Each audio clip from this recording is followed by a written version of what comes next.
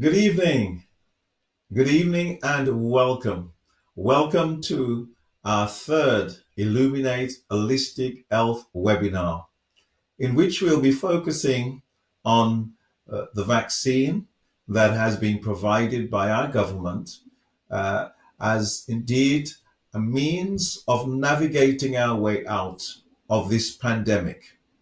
This is our third episode, as we have mentioned in this virtual webinar, in this series where it is a collaborative effort on the part of many churches and parachurches, like West Midlands Faith in Action, Rafa, Sentient, Nehemiah, and others who have together planned, reflected to have this high level, informative conversation so that we can empower our people to make a sound decision in regards to the vaccine. It's important for us to have this, as we are so glad that you could join us. Join us from here in the United Kingdom, from mainland Europe, also in the Caribbean islands, Canada, North America, and South America. We welcome you. I'm really so very glad that this evening we have again working together Shamara Fletcher. Shamara is the principal officer at the Churches Together here in the United Kingdom, and we're so very glad to have Shamara. Shamara, welcome. Thank you, Bishop Tedroy. It's great to be here. Thank you. Thank you. Well, So the purpose of the tea, Bishop. so glad to be here again. It doesn't seem like it was many weeks ago that we were on this platform, Shamara. Yeah. I know time is going way too quickly. Just needs to get to the summer now. Indeed, indeed. Right. So I'll let you proceed. Thank you. Okay. Thank you, Bishop. Thank you. So, as Bishop has said, the purpose of this evening is to have a follow-up webinar to continue in our conversations over the last couple of months with our national virtual audience, you who are watching today, about the COVID-19 vaccines. It's going to be an informed space where we'll really have the opportunity, as we have done in the other webinars, to safely debunk some of the myths, but also speak through some of your concerns and come up with some solutions from a theological, socio-political, and scientific perspective. Now, to give you some context of what's happened in the current climate since our last webinar, over the last 3 months, the UK has been in a state of home lockdown. And as of tomorrow, on the 29th of March, lockdown will be easing up slightly. So you'll be able to meet outdoors, either in a group of 6 or in a group of any size from 2 households.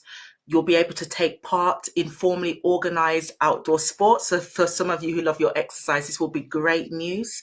Childcare and supervised activities will be allowed outdoors for children, and formally organised parent and child groups will be able to take place. You can find out this information on the .gov website.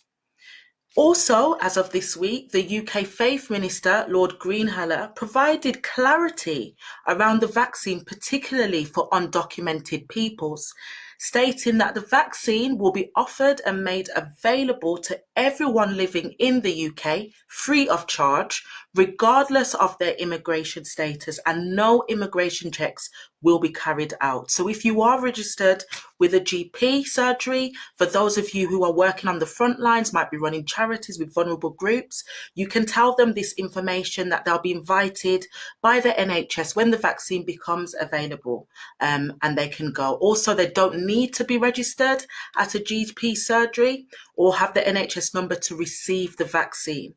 So they will never be denied this on that basis. Also, as a means of update since our last webinar, almost 95% of people over 60 have been vaccinated. Half of all adults in the UK have received their first dose of the coronavirus COVID-19 vaccine, the latest figures show. The UK Health Services have vaccinated a total of 26.8 million between the 8th of December and the 19th of March with the first doses, while 2.1 million people have had their second dose so far. And the rollout is continuing to take place across the UK and is on track, according to the Prime Minister's target, of offering the vaccine to over all 50s by the 15th of April. And you will find this information on the .gov coronavirus information site. So this has been a momentous occasion, according to our vaccine minister, Nadeem Zahawi, who says, while the vaccines are the best way out, this is a terrible pandemic and the battle is not over yet. And tonight we're going to be discussing this pressing statement, and we're going to be hearing from a range of UK and international panelists of experts from across civic society to help us with this discussion this evening. So I'm now going to hand back over to our co-host, our national presiding bishop, Bishop Tedroy Powell. Over to you, Bishop. Thank you, Shamara. And it's interesting to note that since our last webinar that there has been some movement, Shamara, but in my view, not enough. What do you think? Yeah, I think with any of these things, there's going to be a process, there's going to be stages to development, but there's still conversations that need to be had, particularly in quote unquote hard to reach communities. So we can't stop the conversation. Indeed. And I'm pleased that there has been provisions made for those people who are undocumented, because you can imagine, I guess, the anxiety, the tension that those people may feel because they're moving, I guess, off the radar, below the radar. So I'm glad that the government is working with groups like ourselves around just to try and help everyone. And what I thought about, Shamara, was today is Palm Sunday. the beginning of Holy Week.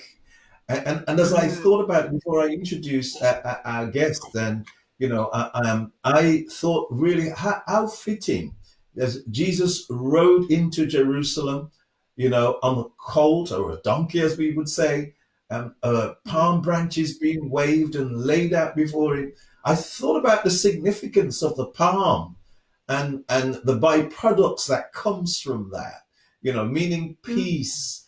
And from the palm, they produce oil, which is for pharmaceuticals and cosmetics. So there's something in that. Maybe Professor Marvin may pick up on that later. Did you think of that side of it, being Palm Sunday?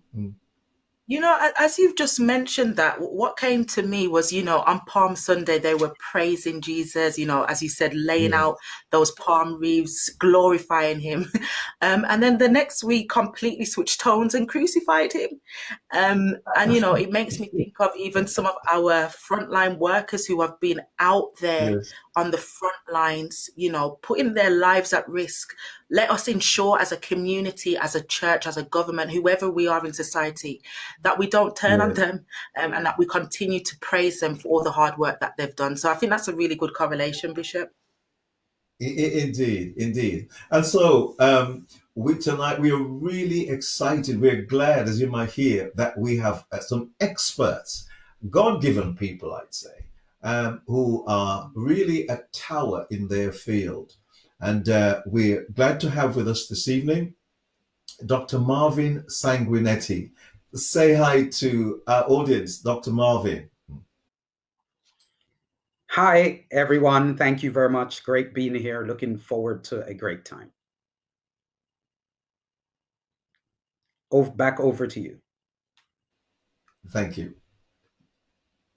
And Shamara? Amazing. And next we have Professor Webley. Let's greet our audience. It's great to have you, Professor Webley. Thank you so much, Shamara.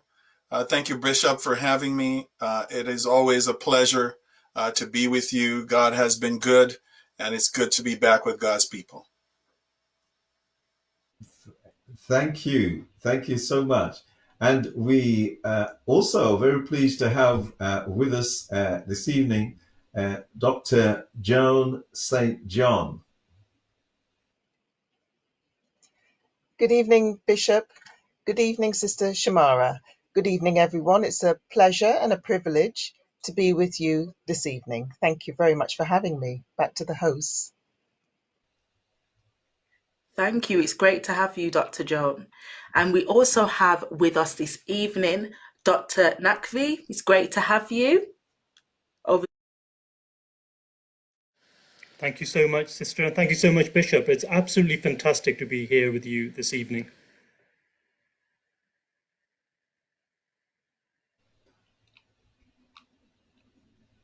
Thank you. And I am really looking forward tonight to this conversation. And we have a team working with Shamara and I who are, I guess, the link between the chat room. So you that have tuned in, we want you to communicate with us. Put your questions in the chat room, whether that's on Zoom or on YouTube. We want to hear from you. We're here to walk with you. Any concerns that you may have, please share that with us.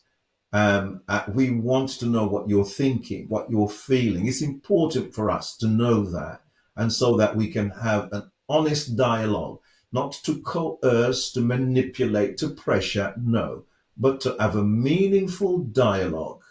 You know, scripture tells us in John, above all, John says that we would prosper, and your soul and your body and your soul, you'll be in good health, even as your spirit and soul prospers. So God has a plan for us to be holistically well.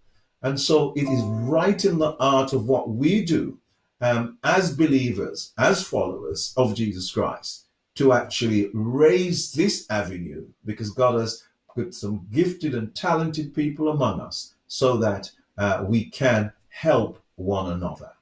And so, as we go into our webinar this evening, we're going to have what we call reflective worship.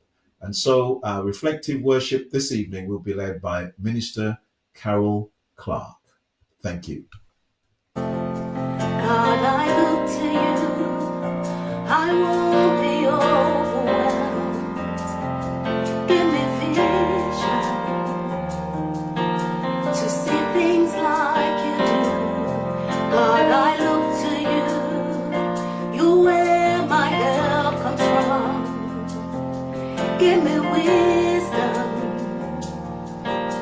You know just what to do. Yeah.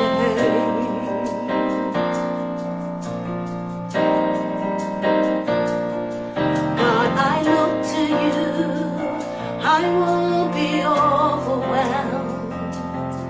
Give me vision to see things like you do. God, I look to you. You where my help comes from. Give me wisdom.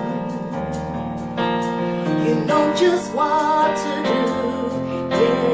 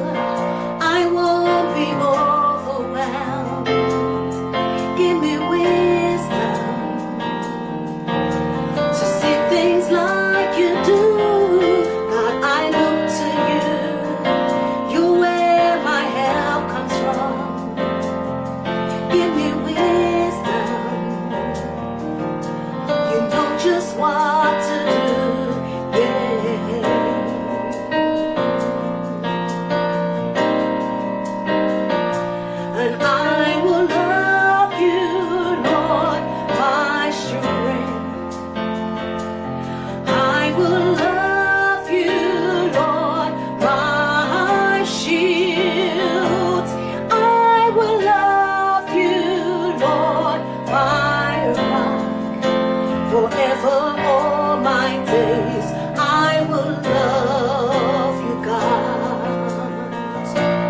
Hallelujah, our God, you reigns.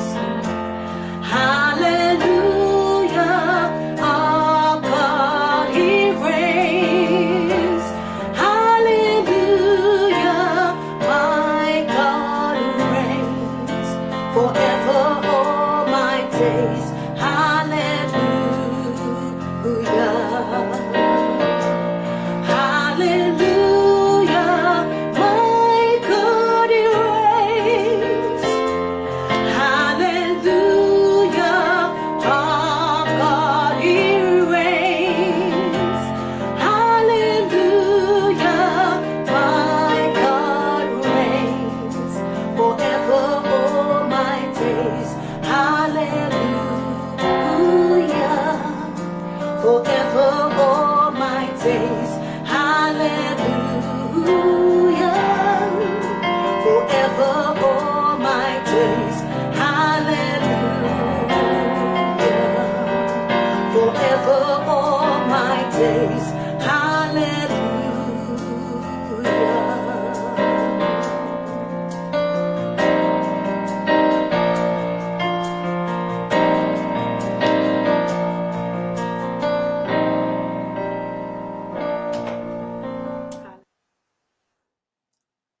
Thank you so much for that amazing worship, Minister Carol Clark. So we're going to be starting off our webinar by hearing from Dr. Marvin Sanguetti, who will be speaking to us about the COVID-19 vaccine from a theological perspective. Now, Dr. Marvin is a Christian theologian with over 30 years of experience working with three major denominations within the Pentecostal faith tradition.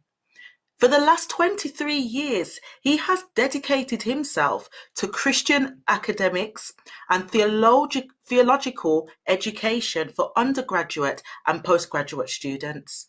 He's been equipping various Christian communities in theology and related studies. He currently lectures for partnerships approved by Roehampton and Newham University.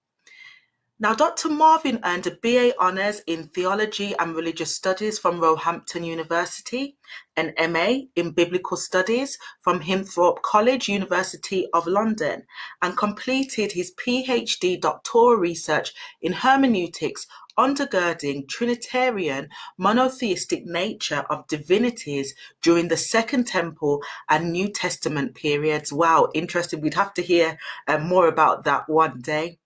Now, Pastor Marvin also pastors a small fellowship of believers, the New Life Apostolic Ministries International, since 2001. And he loves reading, gymnastics, and meeting people.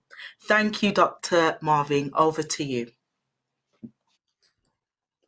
Thank you, Shamara. That's was a great introduction, and just want to say hi and hello to everyone. I will start this theological reflection with a response from social platforms from a friend of mine who has given me permission to share this. His name is Quartz Francis. I spoke to a saint back in January, and she had mostly negative things to say about the vaccine, stated that she would not be taking it. 2 weeks later, she was ventilated. I spoke to her a couple of weeks ago after being discharged to rehab, and her views on the vaccine has altered, but she stated, "I wish our pastors would give us some instructions in regards to the vaccine." This proved, Court says, to me how much pastors are very much looked up to and how heavy the responsibilities are. A theological reflection deals with matters of theology. And as a reader of the Greek New Testament, theology simply comes from two Greek words, theos and logos, and simply means God talk. Theological reflection, as it relates to the vaccine, has been very sparse in the literature. I will choose two historic examples of Christian responses to epidemics and pandemics in order to chart the trajectory of my contribution to this webinar.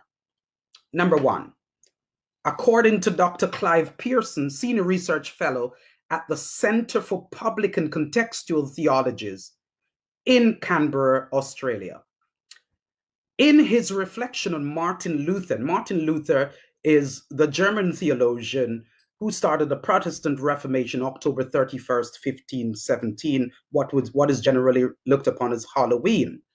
And in his reflection, Dr. Clive Pearson says of Martin Luther, in regards to the bubonic plague which struck Wittenberg in Germany in 1527, he said, and I quote, "In a manner that might anticipate the anti-vaxxers and those who protest against mask and social distancing, Luther takes to task those who are much too rash and reckless, tempting God and disregarding everything which might counteract death and the plague. They disdain the use of medicine. They do not avoid places and persons infected by the plague, but lightheartedly make sport of it and wish to prove how indent they are. They say it is God's punishment. If he wants to protect them, he can do so without medicines or our carefulness. This is not trusting God, Luther says, but tempting him. God has created medicines and provided us with intelligence to guard and take good care of the body so that we can live in good health." The second point I want to raise in relation to the theological reflection in response to the vaccine, I want to talk about briefly how early Pentecostals responded to pandemics and epidemics. And particularly, I want to point out the 1918 Spanish influenza. Between 1918 and 1919, it affected an estimated 500 million people worldwide with what is now known as the H1N1 virus. 50 million people died as a result. 675,000 in the United States alone.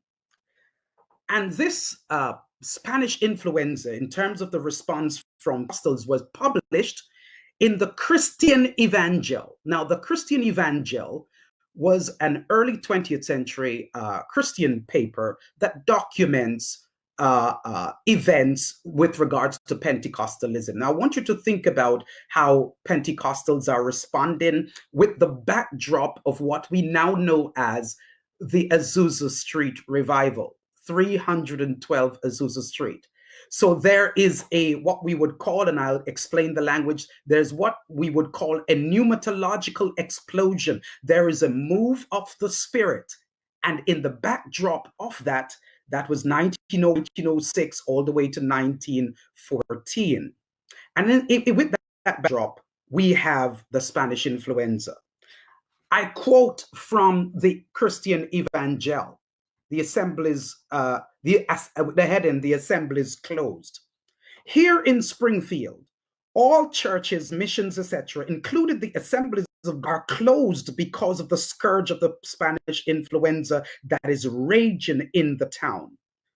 The way to our loving Father's heart and the way to his hearing ear are still open, and we are finding it a splendid opportunity to devote our additional time to prayer for our, to prayer for our, I missed the word there, and for our soldier boys, and for the rain all over the world. Now, there are several quotations, that is seen in the Christian Evangel, where Christians at that particular time, some remain in the vicinities, the geographic areas where the Spanish influenza affected, but others, of course, left. So Luther's first quotation, in light of the second quotations, was that as ministers, as leaders of the church, he reckoned that we should not, and the ministers should not have left, but stay at their posts and do what they do best. Conclusively, very briefly, conclusively, I've selected my second example from the Pentecostal traditions because of its pneumatological background. By that I mean the early belief move of the Spirit, as I've said before, at 312 Azusa Street. And I have done that specifically because there is usually a disparity between theology, spirituality, and natural healing. I want to point to one particular text, or two texts in particular, 1 Corinthians chapter 12 and verse 9.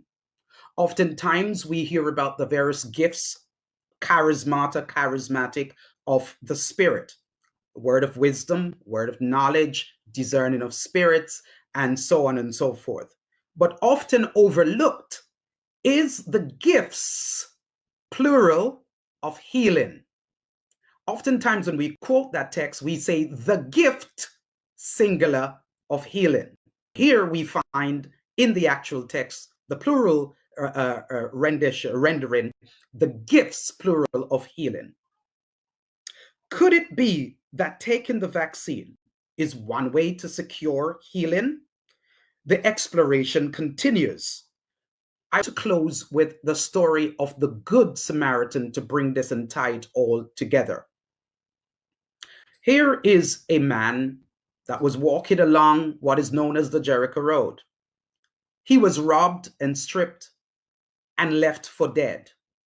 You had a priest who was a part of what we now know of bringing men to God and bringing God to men theologically.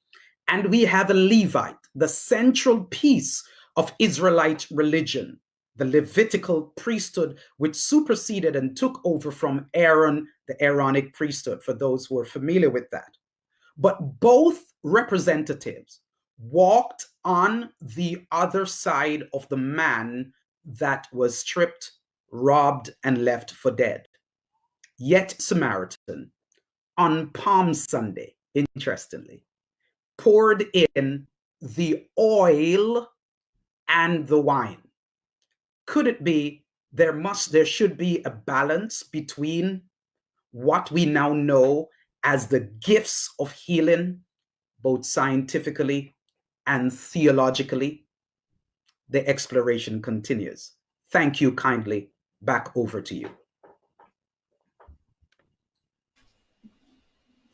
Thank you. That is so very profound and really sets our minds and our hearts reflecting and thinking as Dr. Marvin expounded that word, especially the translation of the word. We say gift, but the gifts of healing.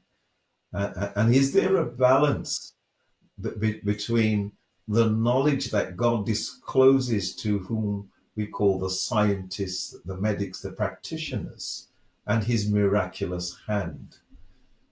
And I think also, there's something there that Jesus never bypassed the system at the time. Whenever he performed a healing, he said, go and show yourself to the priest. There may be something there too.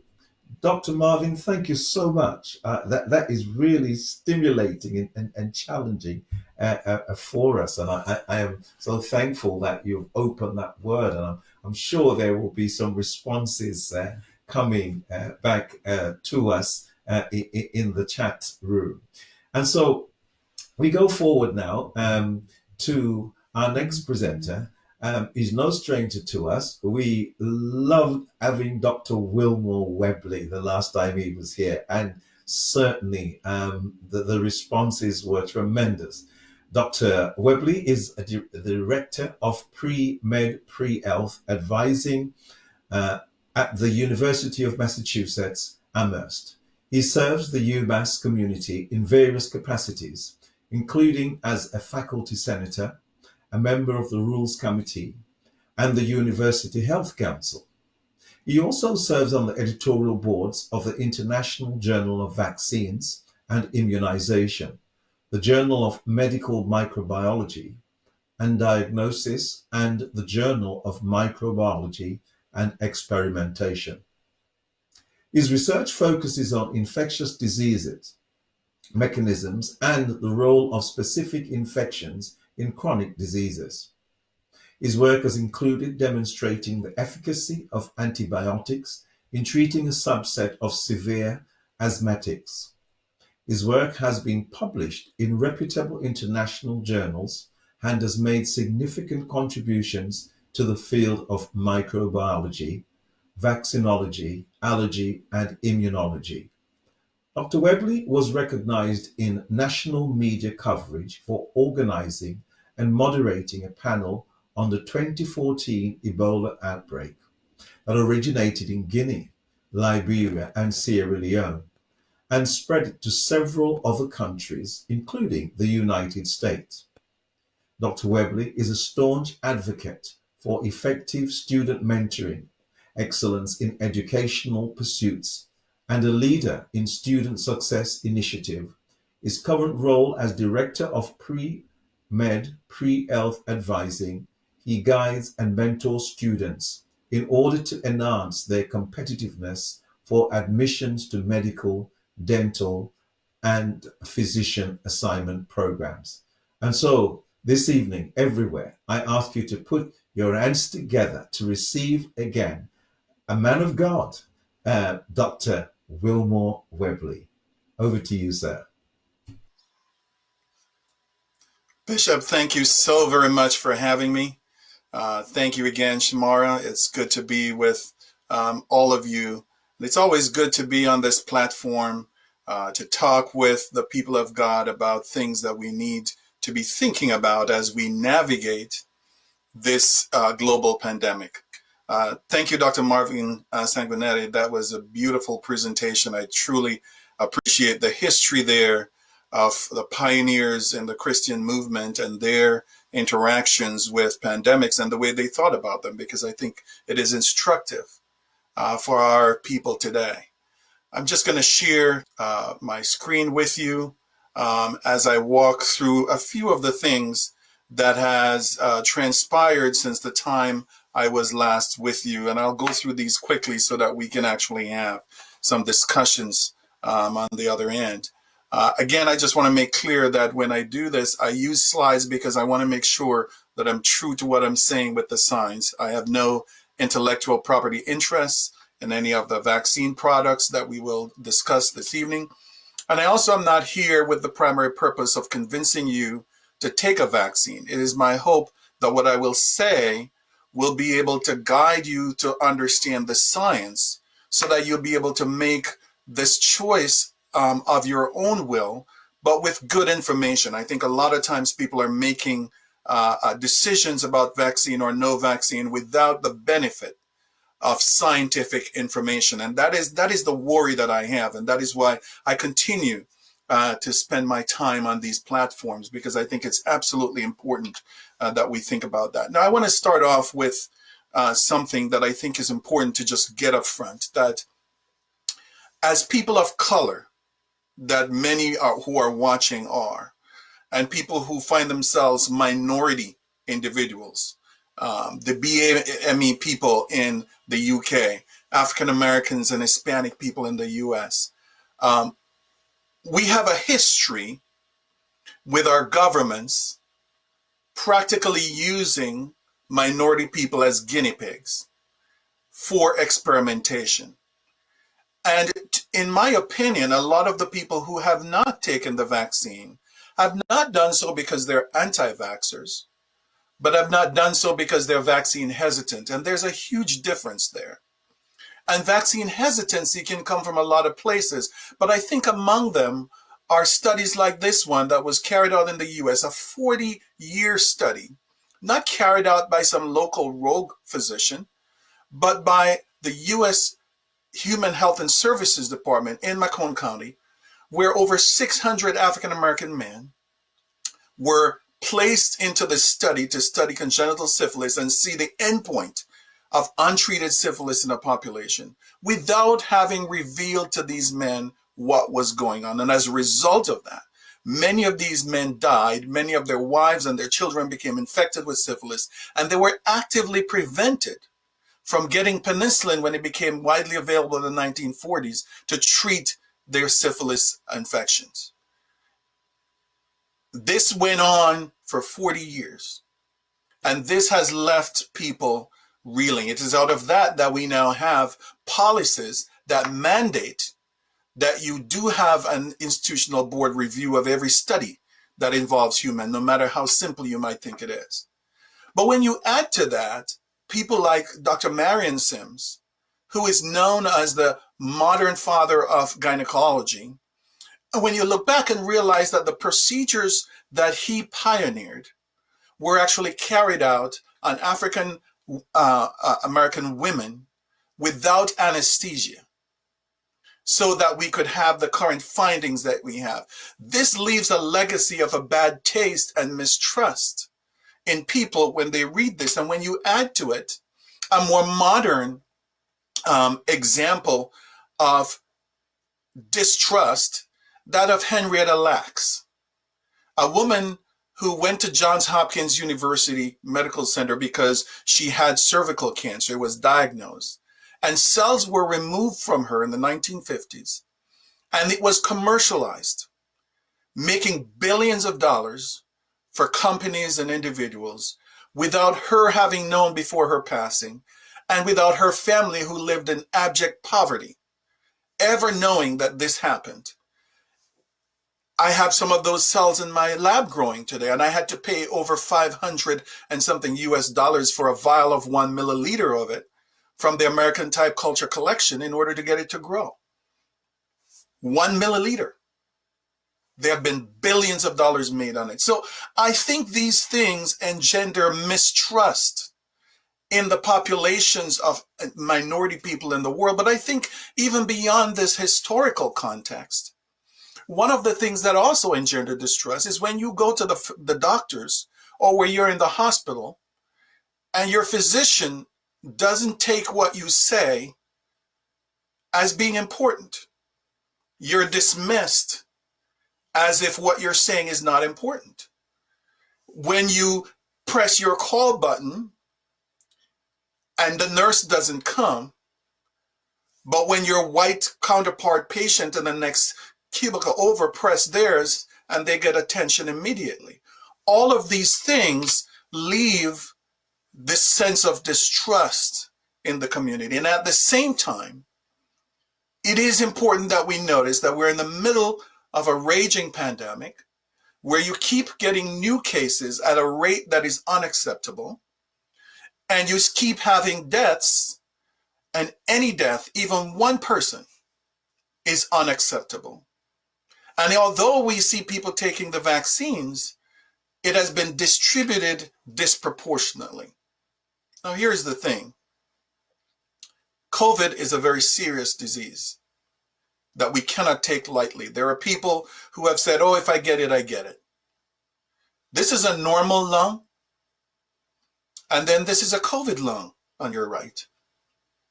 What you're seeing there in white is the consolidation of mucus that has come into the lungs, preventing oxygen exchange. And nobody can live with this type of severe COVID for a long time. But what I also want to point out is that many people who never really reached that stage of having that level of lung infiltration is having what we call long COVID. Something now that we're beginning to realize, nobody actually knows how long COVID is. But significant proportions of patients who have recovered from COVID, even those who have had mild cases, continue to have fatigue, continue to have memory issues. In fact, a study came out last week that indicated that 85% of people with long COVID have some neurological or memory issues coming as a result of that. People have issues with shortness of breath and with depression, with not being able to walk up the stairs. These things will continue. The other thing we're seeing people developing gangrene. You see, our thought about COVID many times is we think about mortality without thinking about morbidity. and morbidity in COVID is important. Because yes, you have people dying, but it's about 2% of people who get COVID who actually die. The rest of people recover, and a significant proportion of people who recover are having these things. Here you're seeing somebody who's going to lose their toes and some fingers here. Why? Because blood clots have developed in the small vessels, in the capillaries that feed these digits, and those clots have cut off oxygen, causing these extremities, these digits, to die, and you have to amputate them before this individual dies from an infection that can come from that and seep into the entire blood, leading to septicemia.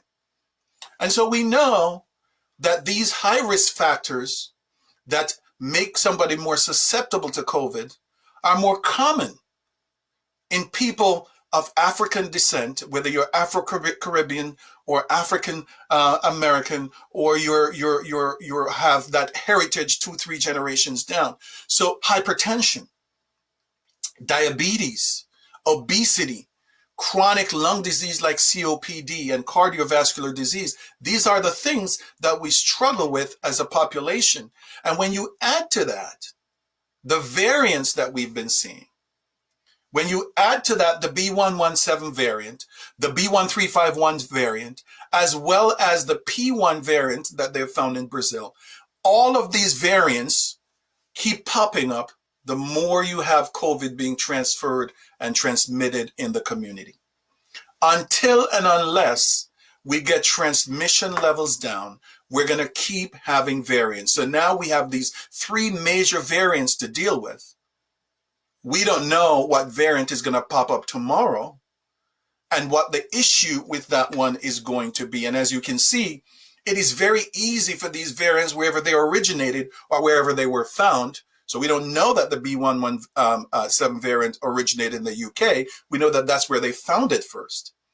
And you can see how readily it spreads to all over the world.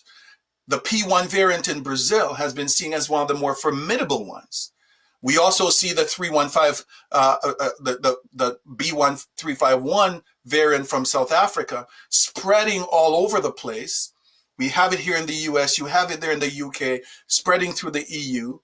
And if we're not careful, we're going to get another wave of a new variant that has escaped the convalescent antibodies that we've built. So here is the B117 variant.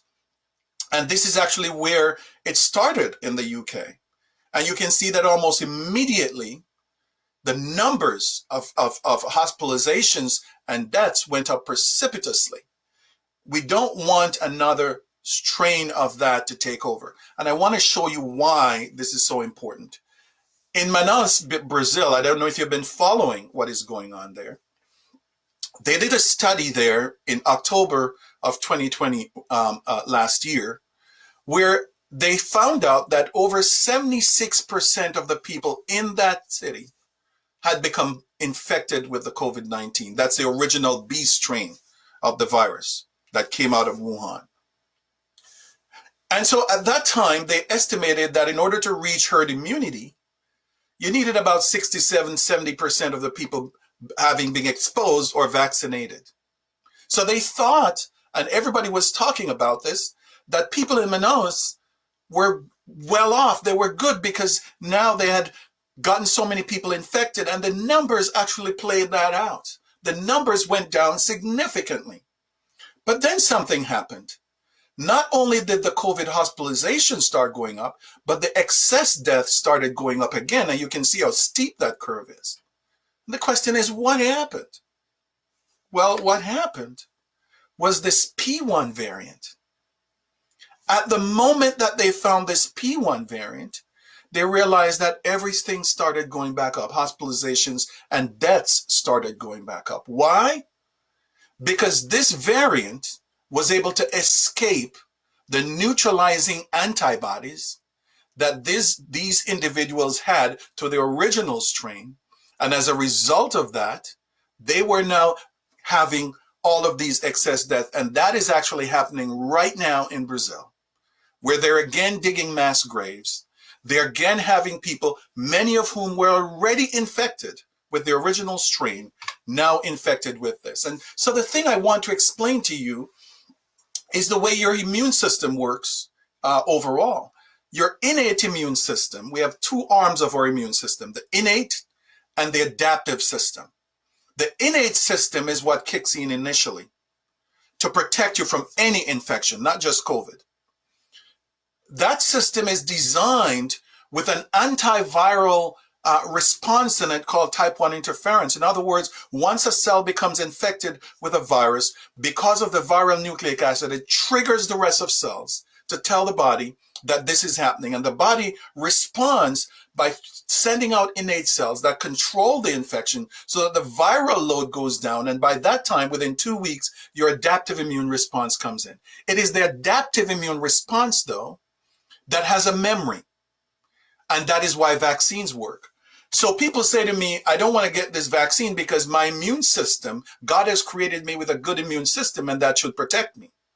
So what I want to explain to you is that it takes about 10 minutes from the moment one of the COVID virus is attached to your cells for it to get inside of your cells. 10 minutes. Within 10 hours, that one viral particle is pushing out 1,000. Thank you so much for that. Thank you, Professor Webley, for showing us and explaining what's going on and also showing the social injustices that are taking place for why there is hesitancy across communities because of public health rollouts that have been unjust. So thank you for sharing that. And also the point you made that it's not just about the mortality, but it's about the morbidity and what happens when, for example, long COVID and the after effects of that. So thank you so much for explaining that for us this evening. We're now going to be hearing from our second guest, who is Dr. Naqvi. Now, Dr. Naqvi is the director of the NHS Race and Health Observatory, which leads work nationally on identifying and tackling ethnic health concerns. And we are so happy to have him with us today. It's a privilege to have him. Dr. Naqvi has a background in public health, health psychology, and healthcare policy and strategy development, and he joined the NHS in 2001 and managed large public health research programs in southwest of England. Now, Dr. Naqvi also spent a number of years working at the Department of Health and Social Care, where he led national equality and diversity policy, including on the health sector's response to the UK government's review of the public sector equality duty.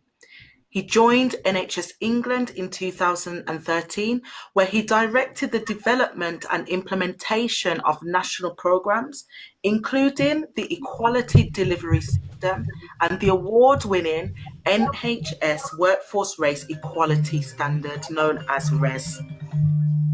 Dr. Naqvi volunteers as a trustee of the Mary Seacole Trust, a leading health and equity charity, and has been listed in the Health Service Journal 80 Most Influential People in Health in 2001. Amazing. Dr. Naqvi also reverse mentors the Chief Executive of the NHS, Sir Simon Stevens, and was awarded an MBE in the 2019 Queen's Birthday Honours for services to equality and diversity in the NHS. Dr. Naqvi, it's our privilege to welcome you today as you speak to us about the COVID-19 vaccine from a UK-wide perspective. Over to you, Dr. Naqvi. Great. Thank you so much for having me with you this evening. And it's an absolute pleasure to be here talking with friends about this really important topic for us. What I'd like to do is begin with a quote, which I'm sure you'll be all familiar with. I was sick and you took care of me. That's a quote from Matthew chapter 25. And I guess our National Health Service in the UK is perhaps the most powerful and visible expression of that quote and of Christian heritage, because it sprang out of a concern that the poor should be able to be treated as well as the rich. But the fact is that to be proud of our healthcare system in the UK is not to be blind to some of its imperfections. And as we know, and as Professor Webley kindly highlighted, we know that there are ethnic health inequalities that span from neonatal health to end-of-life care, and that these disparities are set against a higher prevalence of numerous health conditions, such as specific cancers amongst ethnic minority communities, higher levels of cardiovascular disease, diabetes, mental health, issues around maternity health, and the list goes on. And of course, we now are seeing the disproportionate impact of a pandemic, COVID-19, on our Black and minority ethnic communities, not just in the UK, but across the globe. And this has shone yet another light on the ethnic disparities that we see in society as a whole. So there is a level of urgency to focus on this critical agenda. And I guess our country here in the UK and our healthcare system should be well placed to focus on that level of urgency. We have a long history of migration in this country. We have well established ethnic minority communities in the UK, robust legal frameworks in the Equality Act and the Health and Equalities Duties, and high levels of investment in healthcare research. But at the same time, we know that in general, approaches to tackling ethnic health inequalities have been somewhat fragmented, costly, and confused. And we cannot escape the very sad reality of today over 126,000 hospital deaths from COVID in the UK since the start of the pandemic. But what we can do is learn lessons from the previous waves of the pandemic and learn lessons from other historical points in time that my colleagues have highlighted in their talks just now. There is a significant risk that the vaccine uptake for COVID-19 is lower amongst minority ethnic groups, and we learned that very early on. But what we need to do is better understand and address the barriers to that uptake. We need to understand the causes of that reluctance, low levels of confidence and of trust, the hesitancy that we see amongst our ethnic minority communities. Because the fact is that amongst those that are most at risk of sadly dying or catching COVID-19, those people are also amongst those that have the least trust and the least confidence in the vaccine program. And so there is a real concern about the hesitancy on part of some Black and minority ethnic communities to accept the vaccine offer when they receive it. However, having said that, what we are also seeing now, and particularly over the last 4 to 6 weeks, is that there is a shift involving community leaders, faith leaders, in the way in which the health service in the UK itself is administering the vaccine program to overcome that level of low trust and low confidence and that hesitancy. And although the start was slower in terms of take-up, we are now seeing some level of progress. But amongst all of this, we must remember that there is no community that is hard to reach. There is a need for resourced, tailored communication and engagement aimed at our diverse communities. Much more needs to be done nationally and at local level, and this includes translated information in translated community languages where appropriate, utilizing bilingual local authority, health, social care staff and volunteers in each local borough and area, we need to look at having even more diverse community-based sites as vaccination hubs and vaccination centres. So alongside the banqueting halls and the sports venues, the local authority council chambers, the conference centres, we know that we also have temples, mosques, synagogues, and black churches. And these are all accessible venues and should be utilised to roll out the vaccination programme, to increase the level of trust and confidence amongst our diverse communities in the vaccination programme. Within the NHS Race and Health Observatory, we have produced an infographic that highlights the key things that leaders within healthcare and within local community need to be doing in order to raise the level of trust and confidence amongst our communities. And that includes clear information, repeated measures around the communication in targeted ways, which are culturally sensitive, embedding the vaccine delivery within the communities themselves. So both, yes, and a top-down approach, but also a bottom-up approach as well, and using professionals to give out those messages, trusted professionals, local GPs, local community pharmacists. As of today, more than 30 million people in the UK have received at least one dose of the coronavirus vaccine. This is part of the biggest inoculation program that this country, in fact the world, has ever launched. And the message is absolutely clear. COVID vaccine has been through the necessary, rigorous regulatory approval processes and is safe.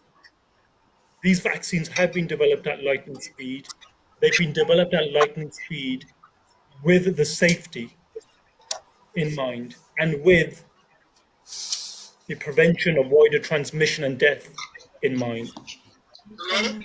It's not just about making individual decisions as to whether or not we take the vaccine, but there are wider implications here. And protecting the health of our loved ones, family, friends, and colleagues needs to be at the top of our mind as well, because the stakes are far too high for vulnerable communities to gamble the option of perhaps not taking the vaccine and getting seriously ill or dying, sadly dying from COVID-19. And so for Christians, as is the case for the followers of other Abrahamic religions, human life is sacred and is a gift from God, which is to be respected and be protected. But at the same time, we need to make sure that we don't have a top-down, one-size-fits-all approach to the vaccination program that has derailed countless well-meaning global health solutions in the past. And in the context of vaccine implementation, it can risk leaving many groups and communities behind. Policymakers, communication leads are beginning to understand this level of inclusion and diversity that we need within the vaccine program and are adopting comprehensive local messages and approaches that give communities a voice and the necessary resources to put ideas into action. And just as my friend Professor Webley has highlighted, the effects of injustices such as racism, discrimination, historical unethical research and interventions, as well as, of course, the fake news, the fake information that's doing the rounds, appears to be impacting upon some groups. But this is about trust. And if you think about mathematical equations, trust is about truth times by consistency times by the length of time. We need truth told to us in a consistent way over a period of time. That will lead to trust. And at the same time, we must remember that it's not just our Black and minority ethnic communities that are showing a level of mistrust and low confidence. And of course, they should not be demonized for the approaches that have not included their voice or perspective to date in the health programs that we are seeing. But as I said, community approaches are beginning to have a positive impact, and now the media has a significant role to play as well. I do worry, and I am anxious, that the negative blame game type reporting can potentially undermine such progress that we've seen over the last few weeks and months. So we are learning the lessons and making a positive impact on the vaccine uptake. But of course, there is more to do. But with that level of trust, I believe we can close down the gap between the promise of our ideals and the reality of our time. And that reality does include the discrimination, the low levels of trust and confidence, and the disproportionate impact that we are seeing with regards to the COVID pandemic. Back to you, Bishop. Thank you. Thank you so much, Dr. Nagvi, for very lucidly, in a clear and a concise way, articulated the work that is being done so far. And with 30 million people that have been vaccinated or have had the first vaccine, you also spoke about the need to do research and to bespoke in our communication so that the particular sectors of the community that we are addressing, that communication is appropriate. And also, there needs to be respect. Those are my words in terms of how we approach each section of our community, because mistrust has been built over many years. And as you quite rightly pointed out, Dr. Nagvi, it does take time to build trust. Someone says, trust arrives on feet, but could leave at a gallop when abused. And so it's most important for us to respect, and one strand at a time, to build trust. And it comes through clear communication. So we clearly appreciate the work that has been done. And you've also highlighted the need for churches like ours and parachurch organizations to make their resources, physical resources, available so that we can collaborate with local government, central government, in making our churches a place where vaccines can be disseminated. People can receive that, become a vaccine location. And I know that some of our churches have, we've agreed, we've signed up, and we are pursuing this path because we see ourselves as being part of the community. And essentially, we see ourselves as being salt and light. We want to pour in the oil, want to pour in the wine to make a difference. So we thank you very much for this. And so as we go forward now, I must apologize, in actual fact, for a technical difficulty which we have had. I believe on the YouTube and possibly on the Zoom channels, where towards the end of Professor Webley's presentation, we lost contact, maybe for a few minutes or so. But we will come back to Professor Webley to finish off those last few moments of his presentation. But I apologize to you for that.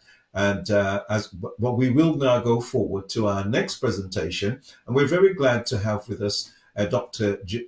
Joan St. John. Dr. Joan has worked as a GP for many years, and now her focus is on diabetes. She is a GP with special interest in diabetes and works as part of the Northwest London Diabetes Transformation Programme as a clinical lead for one of the areas. She was one of the first Diabetes UK clinical champions. This is a voluntary post for healthcare professionals who want to improve the quality of care for people living with diabetes.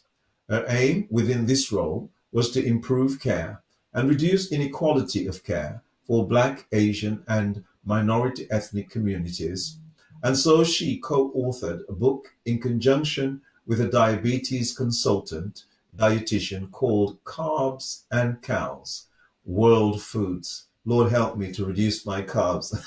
This book aimed to inform people from ethnic minority communities about the carbohydrate content. I'm really feeling guilty now, and nutritional values of the traditional food that is eaten. She's passionate about both education and the empowerment of people through education. During her career, she has always been interested in medical conditions that have a disproportionate impact on Black people and people of color. And so she has worked with the Sickle Cell Society, Alzheimer's Society, and Culture Dementia and other organizations in the past to inform both people living with these conditions or healthcare professionals working in the field and promote better understanding of the conditions to improve their lifestyle. And so we're glad this evening to have Dr. Joan St. John. Thank you. Good evening, everyone. And Bishop and Sister Shamara, thank you so much. To my esteemed colleagues on the panel, it is wonderful to be here. And Bishop, don't worry about the carbohydrates. We can talk about that later. But today, the focus is on the vaccine, COVID-19, and its implications.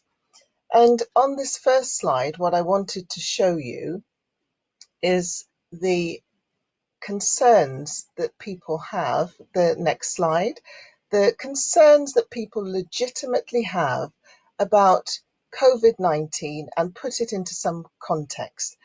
Where do I get these concerns from? Well, as a doctor working with a special interest in diabetes, what I have done is volunteered to work in the vaccine clinics. So these concerns have come to me through that route. But also, as a doctor concerned about the health of my community, I have also joined together with colleagues in the hospital setting to talk to healthcare workers who have these concerns also. And I've been involved in the local council in their public health work about people's legitimate concerns about COVID-19 and the vaccine. I work in an area of northwest London. For those of you who wouldn't necessarily know this area, it's close to Wembley Stadium, and I think most people would know Wembley Stadium. What are the concerns that people have had about the COVID-19 and also the vaccine? Our lived experience as people of colour is one of experiencing systemic racism that has to be acknowledged. Medicine is not immune from systemic racism. As healthcare workers or as healthcare practitioners or receivers of medical care, we would encounter this. So that is one thing. People have had concerns about the compatibility of the vaccine with their specific religious practices. So people wanted to be sure that there were no animal products within the vaccine. And then cultural beliefs may be behind the concerns that people have. We've heard about the lack of trust, which is present, and what I call the disinformation that is spread through social media. Social media can be a force for good, but I think unfortunately with COVID-19 and with information about the vaccine, certainly in the information that's come to me, that's filtered through to me from social media, it has been disinformation and potentially dangerous information, I feel. We have to acknowledge the disproportionate effect that COVID-19 has had on people of colour. The virus doesn't recognise borders, it doesn't recognise socioeconomic status, but unfortunately the effect has not been equal, has not been without discrimination. People have had concerns about vaccine safety. Of course, socioeconomic factors. Can I afford not to work?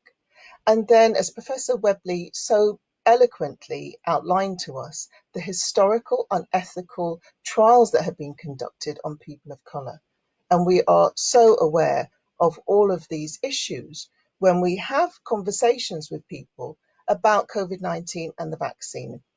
And this has been in the different settings, as I say, through the local authority public health, through colleagues in the healthcare system, or through the community.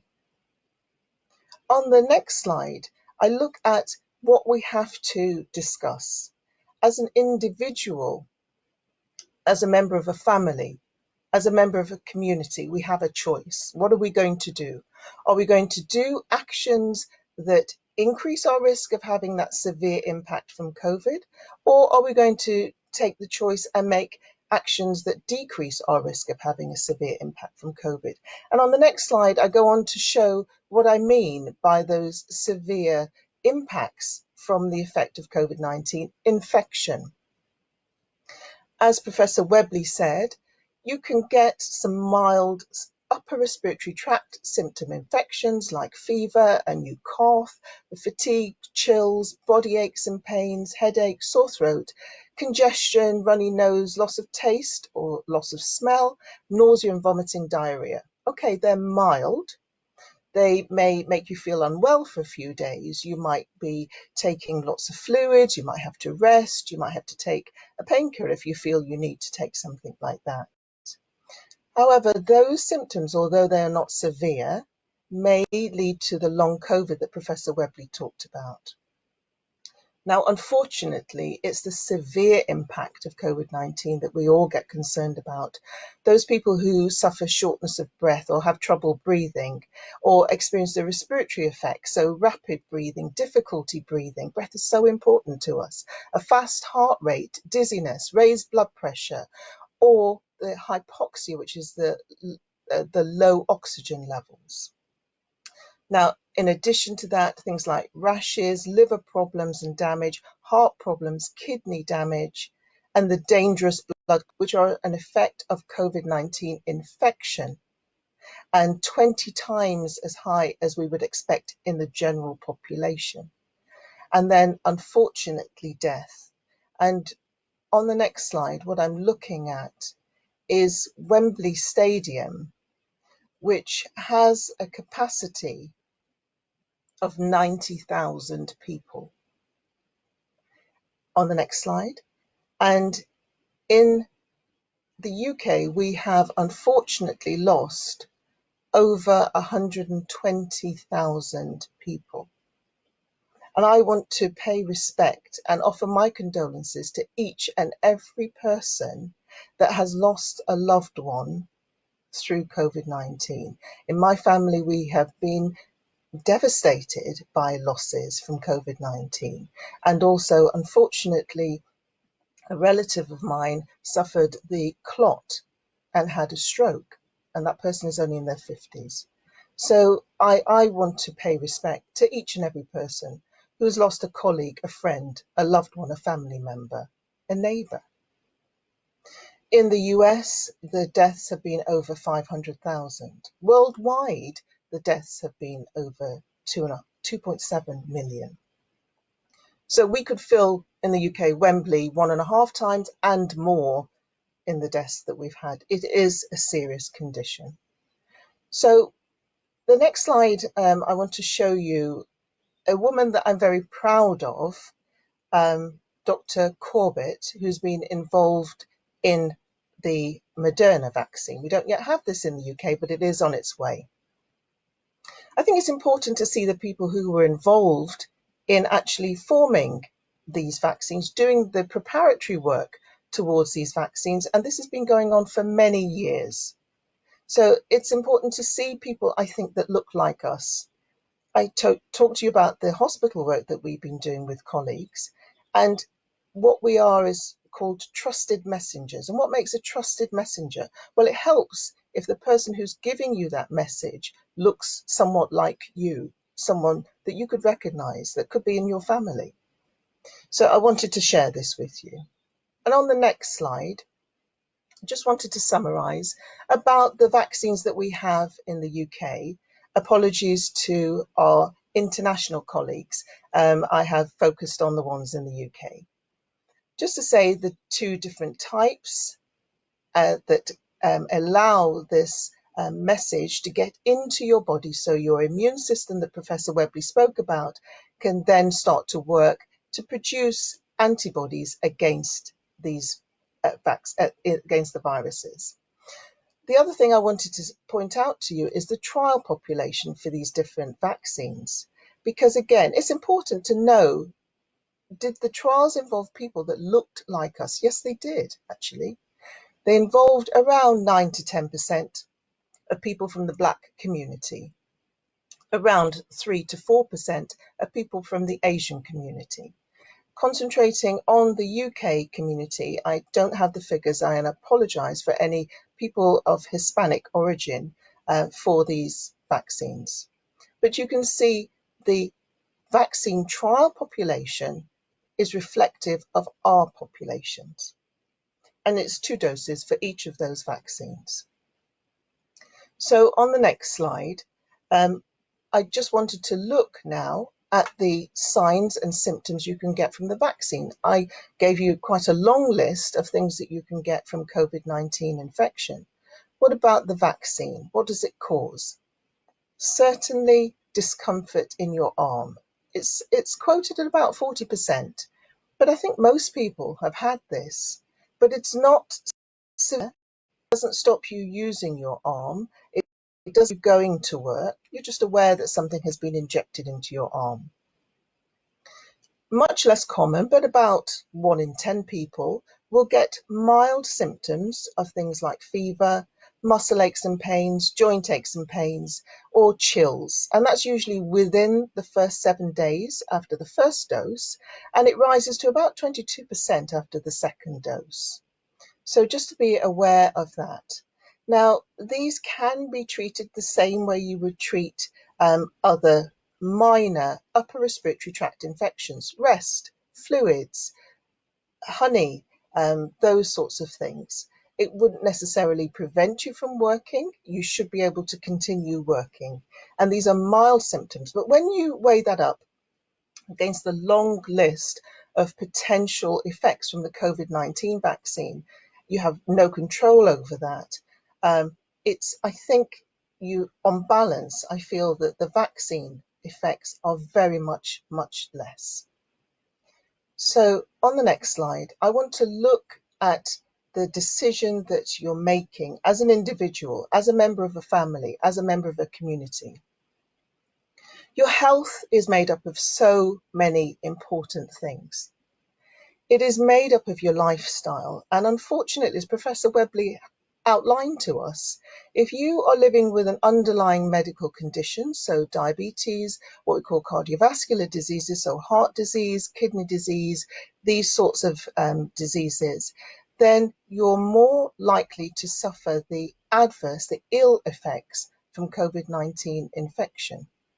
So maybe now is a time to reclaim your health. Maybe use this as an opportunity, maybe not just as an individual, but maybe as in a community, maybe as a faith community, to reclaim your health, to do something about your lifestyle. We are more likely to suffer from these conditions. What can we do about it to live healthily with it? Because that, I think, is always the aim. How do you live healthily? So medical care is one aspect of it. And I think we have to, what we call, build back better. The medical system has to recognize that not everybody is the same. As Sophie said, to tailor healthcare to the population that you're serving. I'm proud to say in this area of Northwest London, we have tried some things. So some pop-up vaccination clinics in local communities. Something called a vaxi taxi as well has been trialled to ensure that everybody has access, who wants it, has access to the vaccine. Your health is so important. Your faith is so important to your health. Your family is so important to your health. Your community is so important to your health.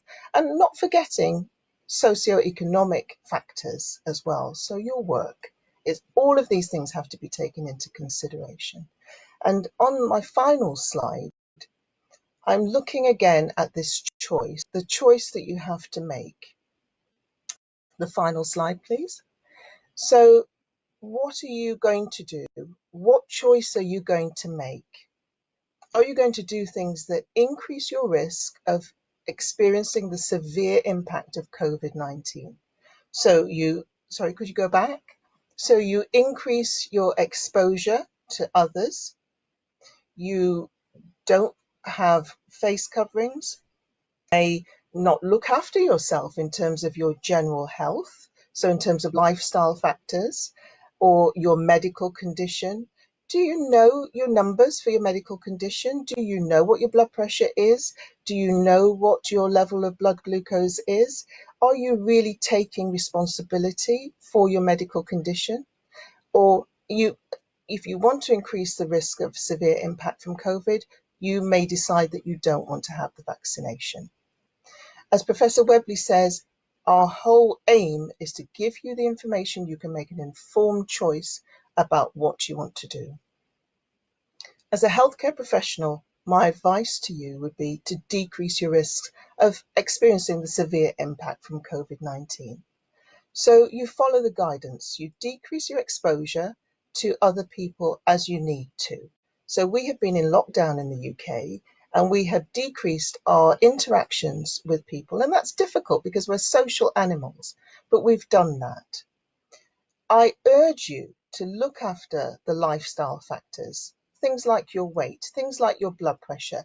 Be active, do something, some activity.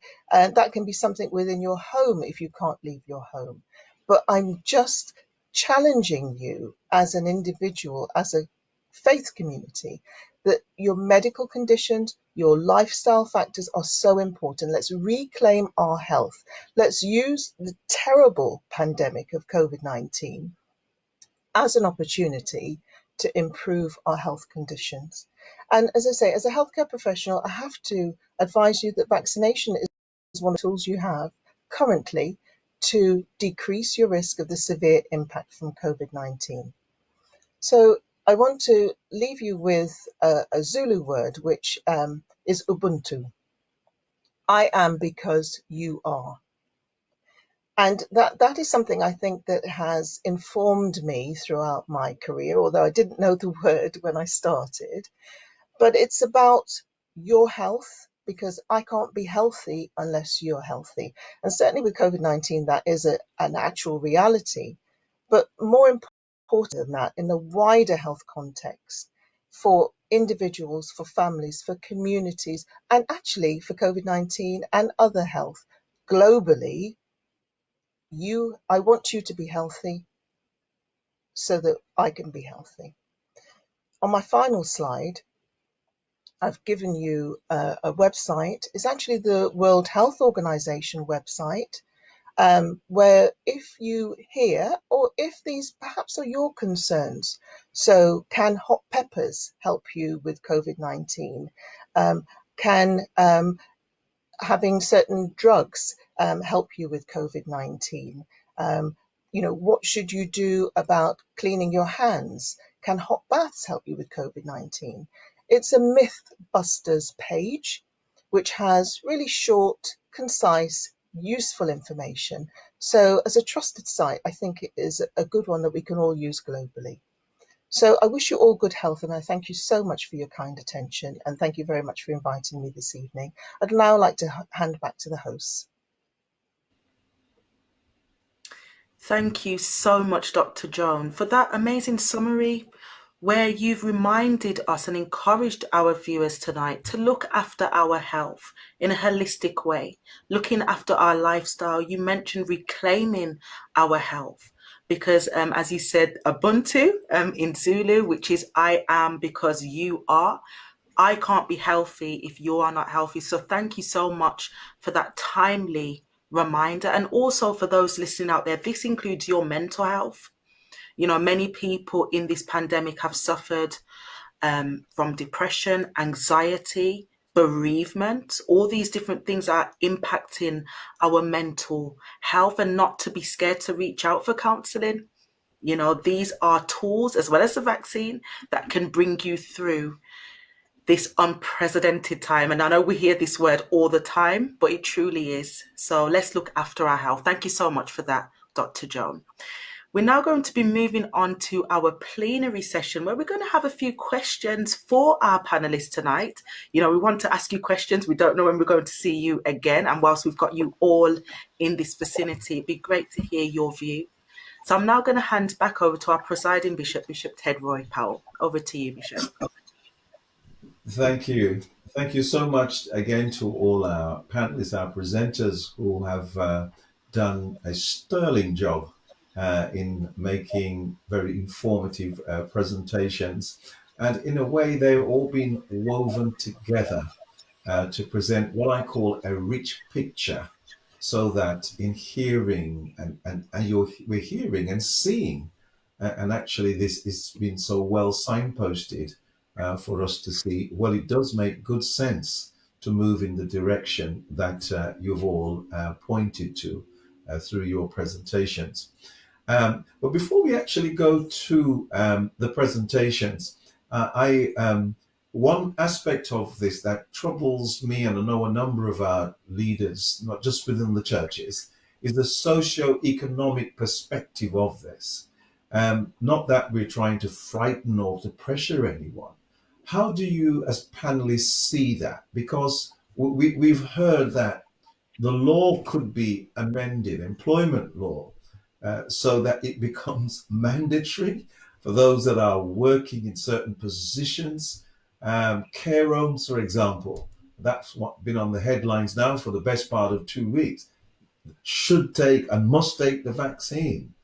And so that's a major concern, because you would know, as being professionals, that there is a very high numbers of our people that works in the front line, whether it's the NHS or transport and so on. Dr. Nakvi would know this in detail. So, Dr. Jan, so how do you see that? Because we seem to be moving in that pathway. And for me, that socio-economic dimension needs to be addressed. Just love to get a comment from you on that perspective. Shall we say ladies first? Dr. Jan? Thank you so much, Bishop. I think this has to be looked at in a number of aspects. So first of all, my absolute and dear wish would be that this remains a voluntary decision, that people can be left to make their own informed choice about whether or not they want to take the vaccine. I've made it clear, as a healthcare professional, I think this is the best route to protecting not only themselves, but also perhaps the people in their care against COVID-19 infection. But I would hope that this is made on an informed basis, with all their concerns addressed, and that this is left as voluntary. I just want to say the counter argument. If my mum is in an age group, we look after her ourselves. But if my mother had to go into a care home, what would I want for my mother? I would want her to be in as safe an environment as possible. And that has an implication then for the people who work in that environment. I would want those people to be doing all that they could to keep my mother safe. Now, as I say, we look after my mum, but I just want to put the counter argument as to why some care homes are now saying that new people who come onto their employment must have the vaccine. So I think it's something that we need to consider. Right. Thank you. So two sides really to that coin, to that consideration. Okay. Dr. Marvin. Thank you, Bishop. In fact, from a theological perspective, many within the church has seen the socio-economic implication of COVID-19, the vaccine and stuff of that nature, from an eschatological point of view, fed by disinformation. They think it has something to do with the mark of the beast, 666, all this type of stuff. And in there are implications for primarily those who subscribe to that type of a theology. But to dispel, I think Dr. Joan rightly says, to dispel the myth, COVID-19 and vaccines, the vaccine has nothing to do with the mark of the beast at all. If such was the case, then one would not carry a passport. And that, I think that would be more likely, that is mandatory and we have to use for travel. So that's my contribution. Back over to you, Bishop. Thank you. And Dr. Nakvi? I would agree with both of those points, actually. If we end up in a situation where there is communication around mandating the vaccine, that for me is or will be a reflection of a failure to gain the level of trust and confidence that we need amongst our communities with regard to any healthcare program. At the same time, we also need to remember that this is a decision that needs to be, yes, informed, and there needs to be a level of choice, but it's not just about a decision about ourselves as individuals. This is about a decision that will have an impact upon our families, our loved ones, colleagues, and wider society as well. So it's very important that we have the facts and factual information so that individuals and communities can make informed decisions themselves.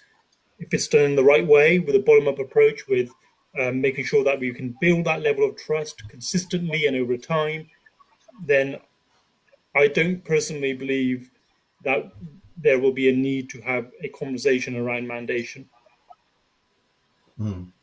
Right. No, thank you for that. I do hope that it doesn't come to that, but we can hear that there is a bill, there's a groundswell of opinion, and I'm going to be asking Dr. Wilmore to actually comment on that, because given the level of concern that there is from a historical perspective, and yes, there's a moral obligation to safeguard myself and those around me, and yet there's this pressure, the socio-economic pressure. It's a triad of forces that one would not really want to be in the midst of. Dr. Webley, how do you see that? And then Shamara will comment after. Thank you. Bishop, it's only a crisis like this, like a global pandemic that is so deadly, that could put us in this position where these choices are on our table. And I agree with Dr. Nakvi and Dr. St. John, as well as Dr. Sanguinetti. I don't want to see us reach to the point where people are forced to take a medicine. Like any other medication, vaccines should be something that you were able to discuss with your family and that you take as a matter of choice. However, it is not out of the realm of possibility that an employer who is scared might say to their employees, if you're not vaccinated, you can't work here. We see that now in U.S. hospitals for the flu, for influenza. You're not able to work in a hospital setting if you're not vaccinated against the flu. And unless you have a medical exemption, an allergy to something in the vaccine, you're not given an exemption. On the next side of it, a lot of the people who are most affected by this, people whose jobs are not secure, people who don't have unions to protect them and negotiate on their behalf, are the very people who are most mistrustful of government and vaccination. These are the people who have very healthy levels of distrust, have lots of vaccine hesitation. And so, in my opinion, what really needs to be done is that people need to stop saying that, oh, this group of people don't want to take the vaccine. I think what needs to happen is that more effort needs to be put into going ahead and giving the right messaging, as Dr. St. John has said, Dr. Nagby actually reiterated, giving people the right messaging, reaching them where they are, explaining this to them over and over and over again until they actually get it. This is a learning experience for a lot of people. A lot of people before vaccinated their children without giving a lot of thought to it. And that was even after Dr. Wakefield's memorable paper that changed the anti-vax landscape, not just for the UK, but for the entire world. But I think what needs to happen now is that in earnest, the NHS, here, the CDC in the United States, and the WHO, everybody needs to come together with a concerted effort to ensure that people have the right set of information that they can make informed decisions about which way to go. Otherwise, you're going to have pockets of people who are not vaccinated, and those pockets are going to become community pockets, where you're going to have a neighborhood that's mostly white, where they have reached herd immunity. 80, 90 something percent of the people are vaccinated.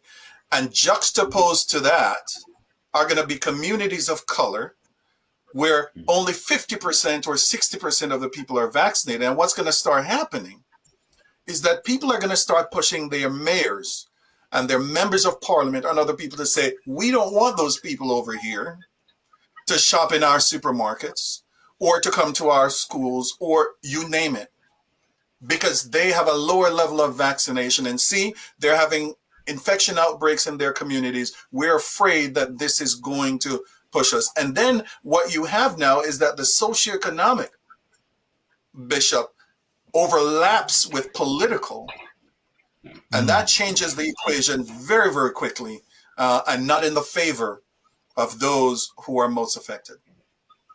Indeed, back to you, Bishop. Indeed. Yeah. Thank you so much. So really, thank you, Shamara. Thank you. Thank you so much for that, Professor Webley. That was just such an amazing breakdown. I'm sure our audience will have a lot of food for thought in, digesting what you've just said. Thank you. We actually now have Mayor Marvin Reeves from Bristol, the Bristol Mayor, here with us. And Pastor Errol, who is leading our technical team, is going to bring him in right now for us to hear from a socio-political perspective. Thank you. Go ahead, Marvin Reeves.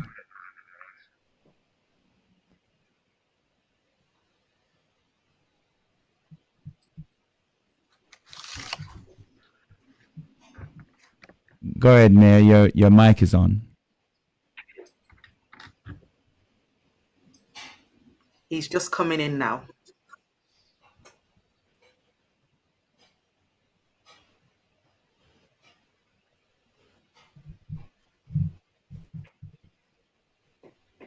If you can hear me, go ahead. Your mic is on.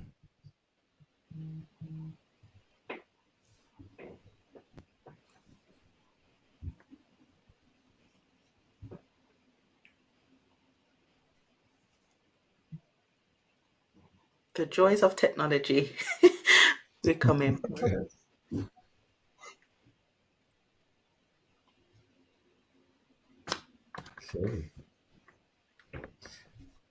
Right. It seems as though there might be. Okay. Unfortunately, due to technical difficulties, we can't hear Mayor Reeves, but he's here with us. He did come and did want to speak with you this evening. So whilst the technical team are sorting that out, we did actually have another question come through from our digital audience, which is, we've spoken, particularly Professor Webley, about the vaccine hesitancy, but something's come through around eugenic agendas and population control. And one of our viewers has said the World Health Organization, which they believe is funded by Bill and Melinda Gates, have said, the vaccine should be rolled out in places like Africa or quote unquote developing countries. Do you have anything to speak into that around eugenics and population control for those who might have some concerns around that?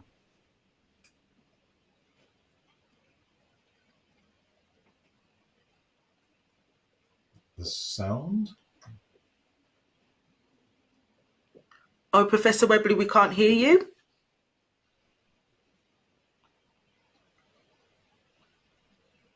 Me? Perfect. We can now. Can you hear me? Okay. I was saying that for the people who say this, they have essentially associated Bill and Melinda Gates with not wanting people of color to be around. And this couldn't be more untrue.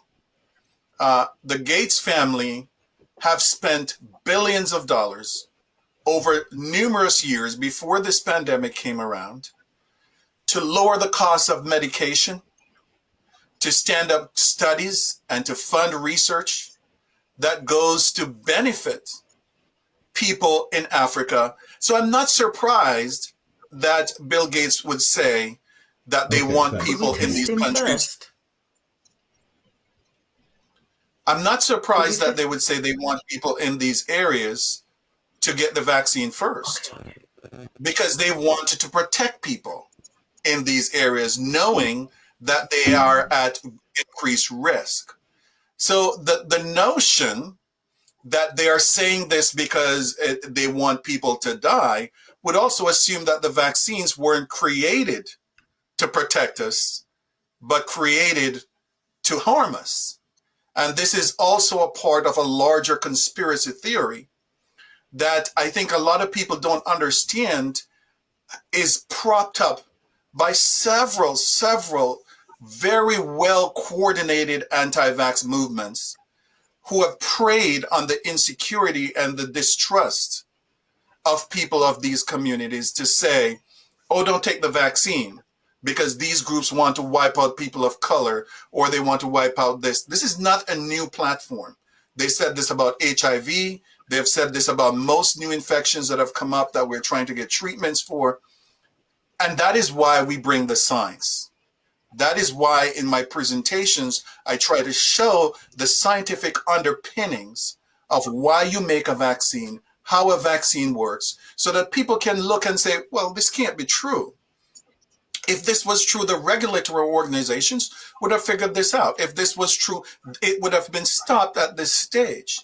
So far, as I showed you in my presentation, over 400 and I think now 456.8 million people worldwide have been vaccinated. If these vaccines were wiping out people, if these vaccines were causing death or any other adverse events that are unwanted, we would all know about it, because we would see the excess deaths in every area where these vaccines are given. And if that was the case, we wouldn't have people who are vaccinated getting pregnant and having babies. We wouldn't have people who are vaccinated being alive. I've been vaccinated. I'm happily walking around. So have many people out there. So I think it's important that people look for the truth and not be too quick to get these types of information, especially from social media. Back to you, Shamar. Thank you. Thank you so much for that clarity, Professor Webley. I'm going to hand now back over to Bishop Powell, and I believe Mayor Marvin is with us. Yes, I do believe he is Shamara, but I think there are some technicalities where he is heard on the Zoom platform, but he's not being heard on our platform, on the YouTube one. So I received a message to say that he was heard on the other platform, so I'm not quite sure what's transpiring, but we could try again. And so thank you, panelists, for responding to those questions. We have some more questions for you. We received the questions to say that if someone has an allergy in respect of, let me read this, a severe allergy to medicine and food, what advice would you give them pertaining to the vaccine? Should they take it or not?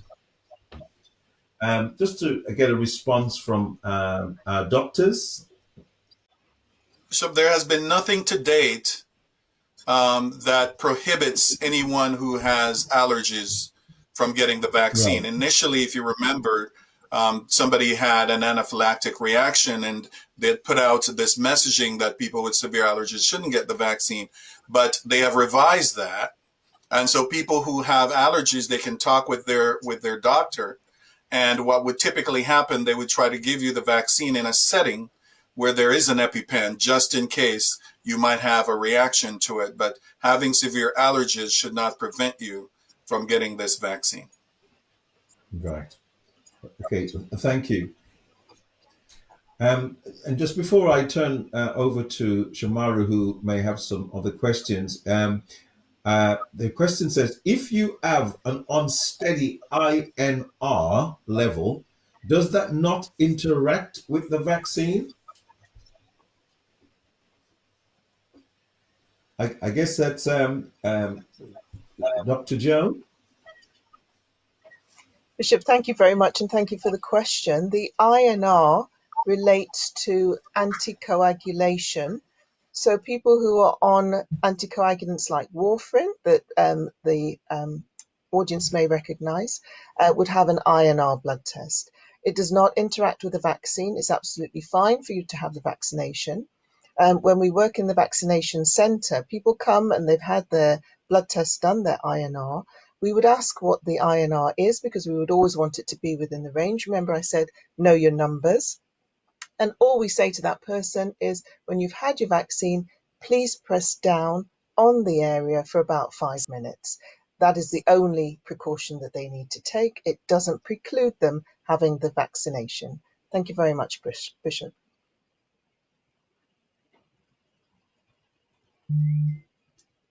Thank you, Dr. Joan. Thank you.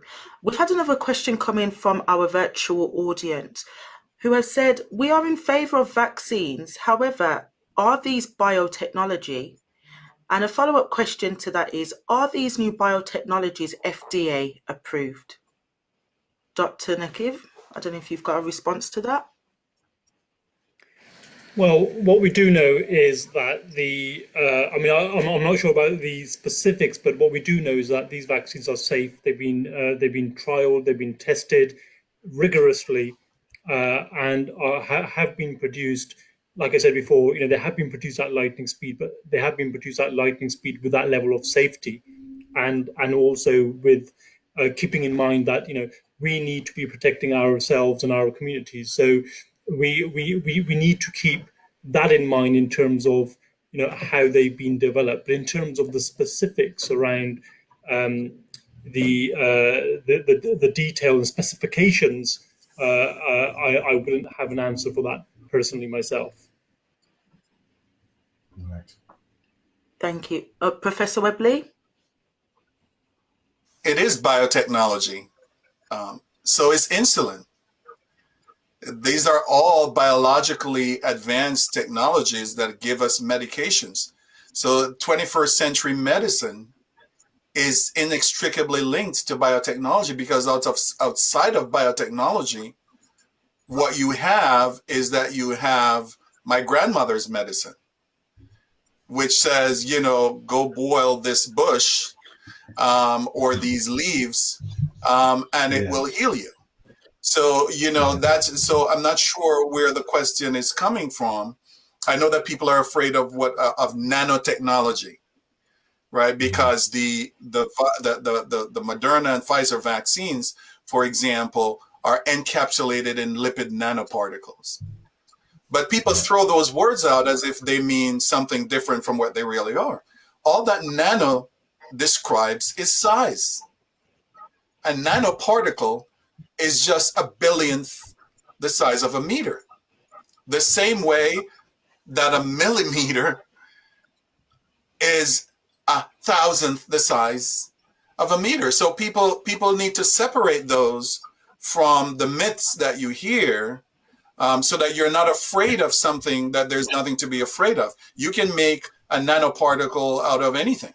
You just have to make it small enough, a billionth the size of a meter. Yes.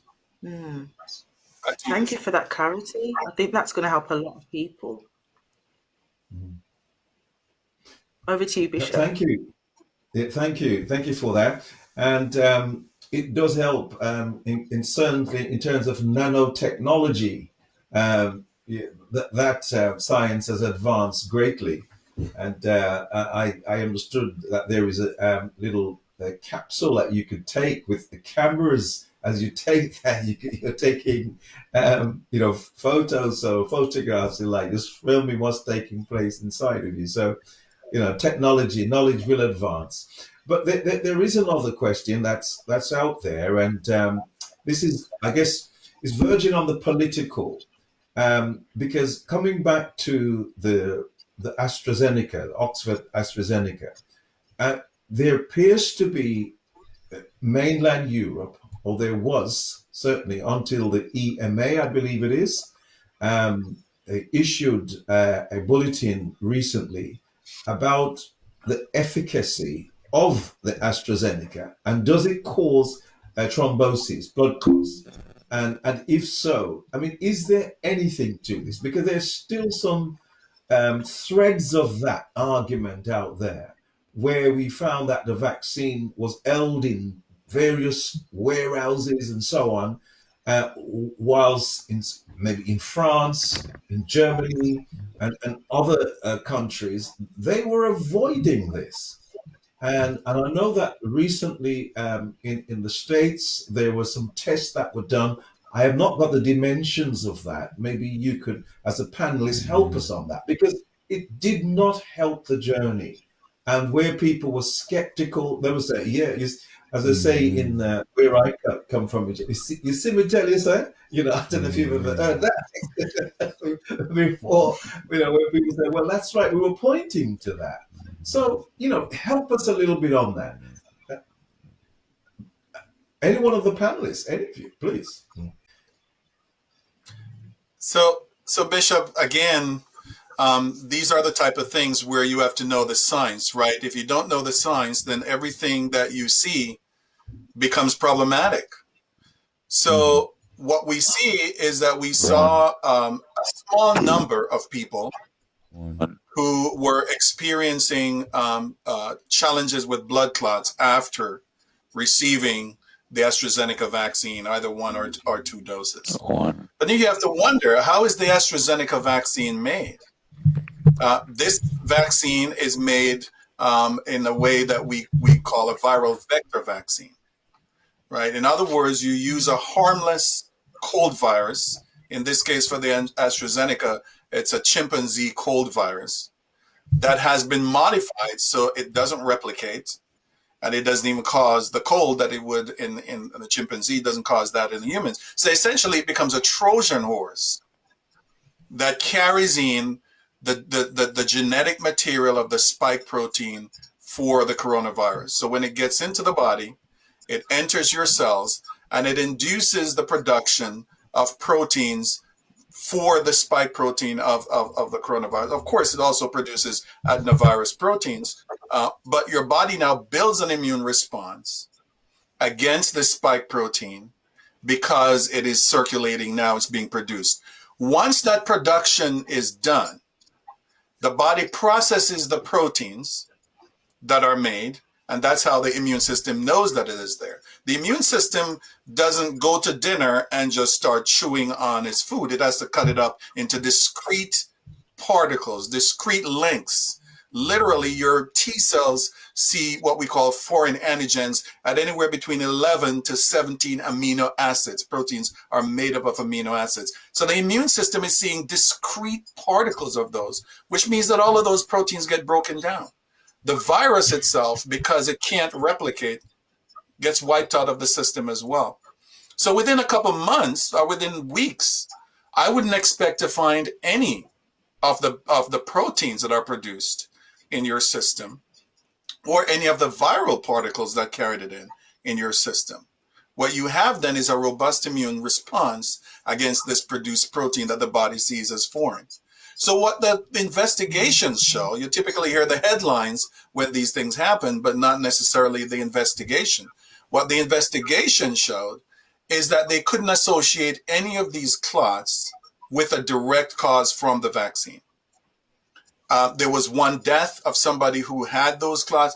It could also not be associated with the vaccine. And that's why all of the WHO and the EMA, they all put out a notice saying that people could continue with vaccinations because they aren't seeing this. Now, AstraZeneca has been doing trials all over the world. It did a trial in the US and had the preliminary data from that trial reported in a news conference. They didn't present anything to the FDA for approval. They just put out a news conference saying that this vaccine was 78% efficacious in the US. There's a monitoring board, there's a safety monitoring board for every vaccine trial. That board sent a letter to the National Institutes of Health saying that AstraZeneca did not present the latest information. Remember, these are ongoing trials that they're presenting on. So I guess at the time when AstraZeneca decided to present the findings, they had in the order of 180 something people out of the 30 something thousand people in their trial who had been tested positive for COVID-19. And they had gone ahead and checked, who are these people? Are they in the placebo group or are they in the test group? But by the time they got their news release together, they had gotten new data that increased the number of people who had been exposed and had positive tests. And some of those people were also in the test group. So now it wasn't 78% anymore. It was actually 76%. So in my opinion, that was an unforced error on the part of AstraZeneca.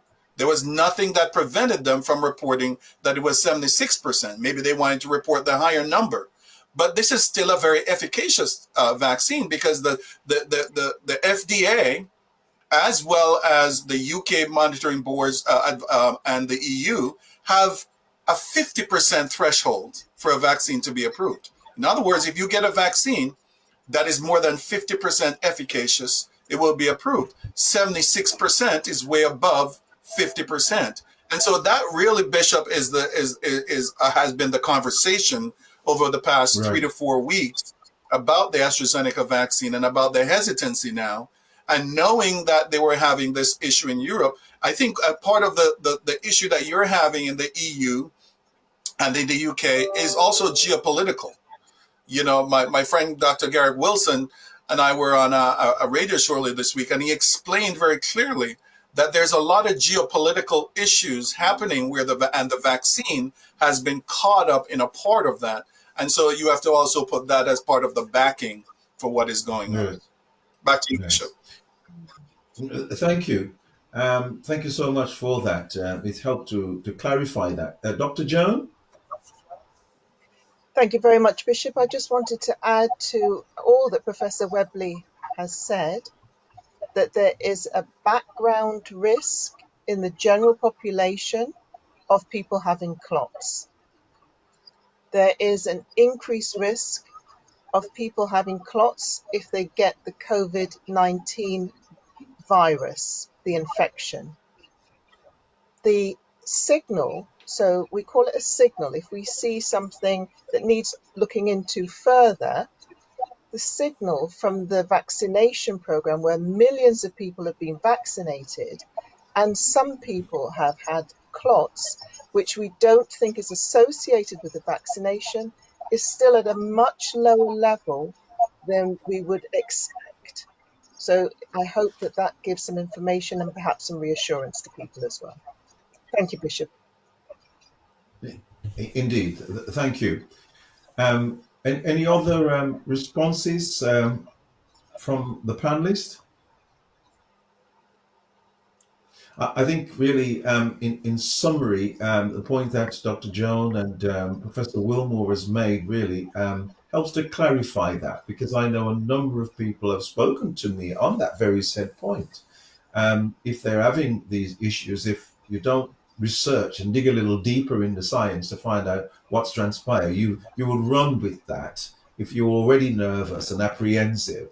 And so I think it's helpful to have this level of clarity. Over to my co-host, Shamara. Yes, thank you, Bishop. We have two questions.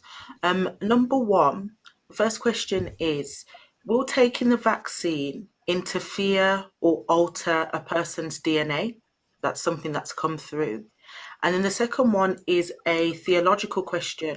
What would you say to somebody who is really having conflict with what this means for their faith, particularly if they're looking at scriptures that are saying in the last, from an eschatological perspective, about in the last days there will be, famine on the land.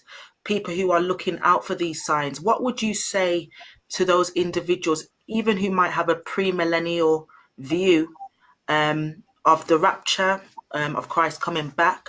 What would you say to individuals who have a genuine concern around that? So yeah, if we take the DNA question first and then the theological question second. Professor? So, no, the vaccines do not interfere with your DNA. And in previous presentations that I've given, I've shown that your DNA lives in the nucleus of your cell. The vaccine is really creating, for the mRNA vaccines, what they're doing is that you're putting in a messenger RNA that leads to the production of a protein. Neither the messenger RNA nor the protein interferes with your DNA because of where these are. These are in the cytoplasm of your cell. The DNA is in your nucleus. And here's the thing. DNA is not something that everything can get access to in your body. Moreover, the only cells that would be exposed are the cells that pick up the vaccine antigen, whether it's through the AstraZeneca, the viral vector, or through the messenger RNA. So not every cell in your body is exposed to this. But you have to understand that if our DNA was so susceptible to these molecules changing it, our DNA would change every time we get infected with a virus or an intracellular bacterium or even an extracellular bacterium. So I want to say that this is an unnecessary fear. That something would interfere with your DNA and change you fundamentally. That's just not going to happen. It hasn't happened because essentially these vaccines are patterned off what viruses do all the time. When a virus infects you, it uses your system to make its proteins because by nature of being a virus, it does not have the machinery to make its own proteins that it needs to repackage itself.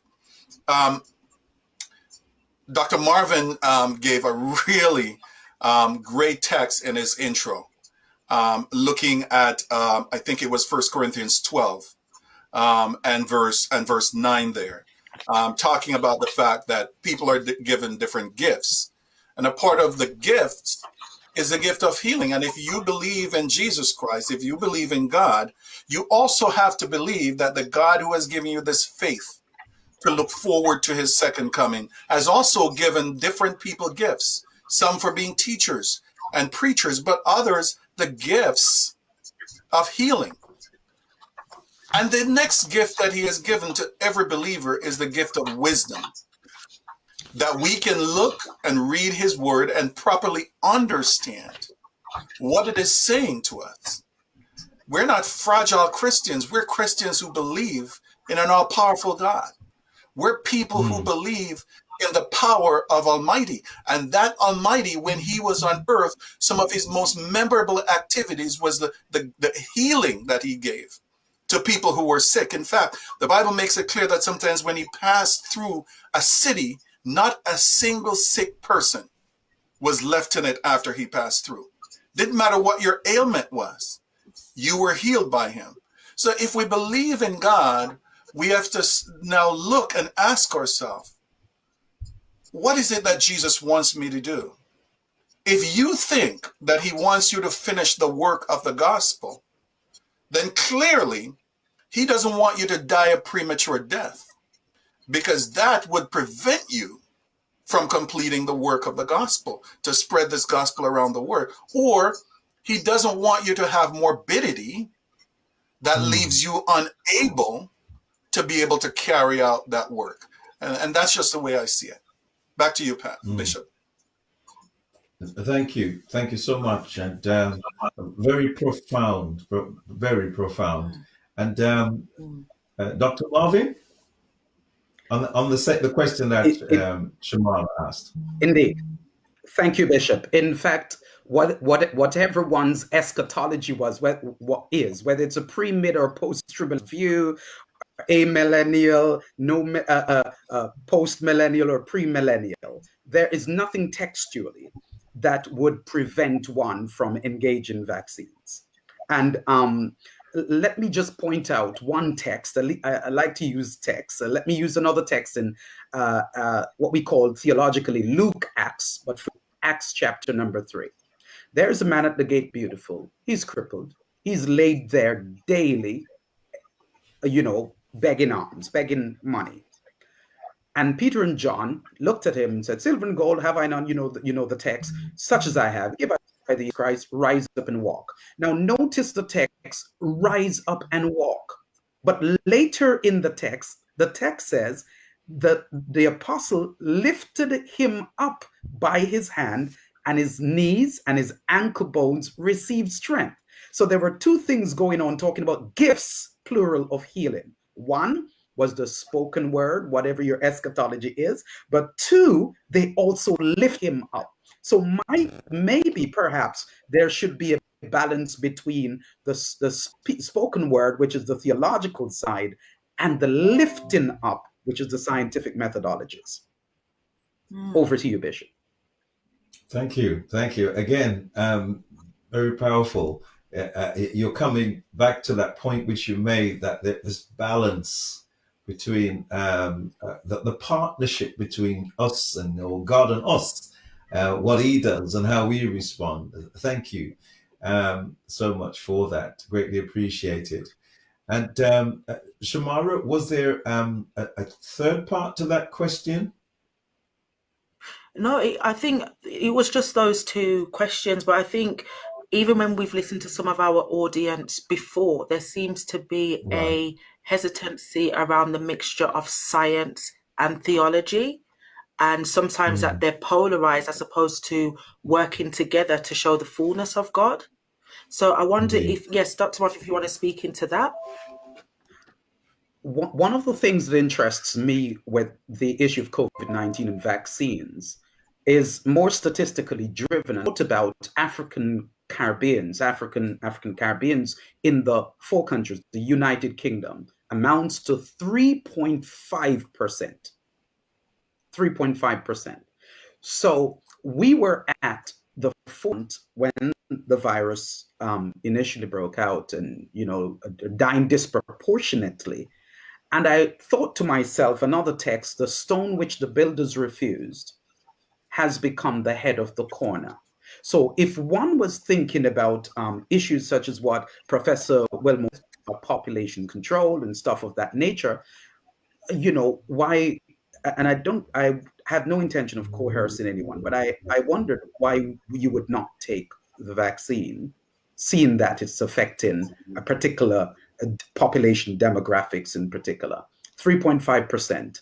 So it seems to me that with that small portion of the population, in terms of our own preservation, it might be perhaps an encouragement to go the route of the vaccine. Okay. Thank you so much.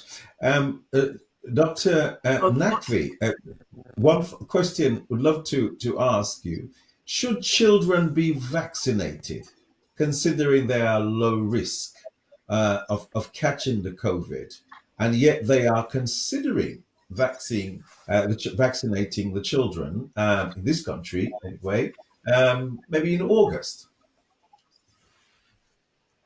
Well, Bishop, that's news to me, but what we do know is that there is a prioritization in the UK, which has been set by the Joint Committee for Vaccination and Immunization, and that's focusing on the most vulnerable first, and by age, going down the ages. And where we are at the moment, I believe, is we're kind of in the age group of the 50s, going down the age groups. Now, I think, as Professor Webley highlighted, is that we need to focus on the science.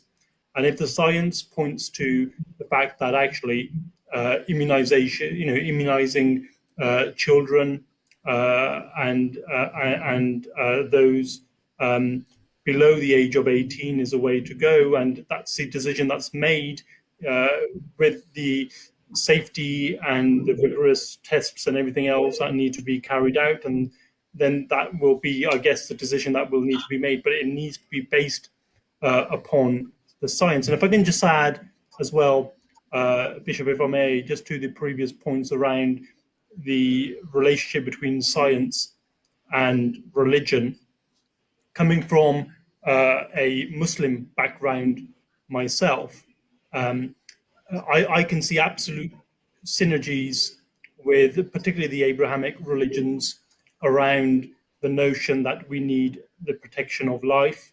In my religion, the Prophet Muhammad said, "He who studies nature for one day is better than he who prays for 100 days," and that is the focus and the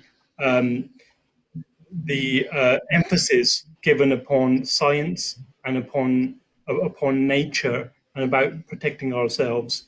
And of course, we have the lines within the Quran and within the Holy Scriptures within Judaism. He who saves one life saves a nation entire. And those are lines that are absolutely reciprocal and reflected within the Quran and within the Jewish scriptures themselves. So there is something here, which I totally agree with Dr. Marvin, about making sure that we can fully understand the scriptures in order to have a more kind of a more considered decision making around healthcare in general, not just the vaccinations themselves. Indeed. Thank you so much, and that's very, very helpful. I've noted that Dr. Joan. Thank you very much, Bishop. I just wanted to add something to this question about vaccinating children. And I agree with Dr. Naqvi and Professor Webley.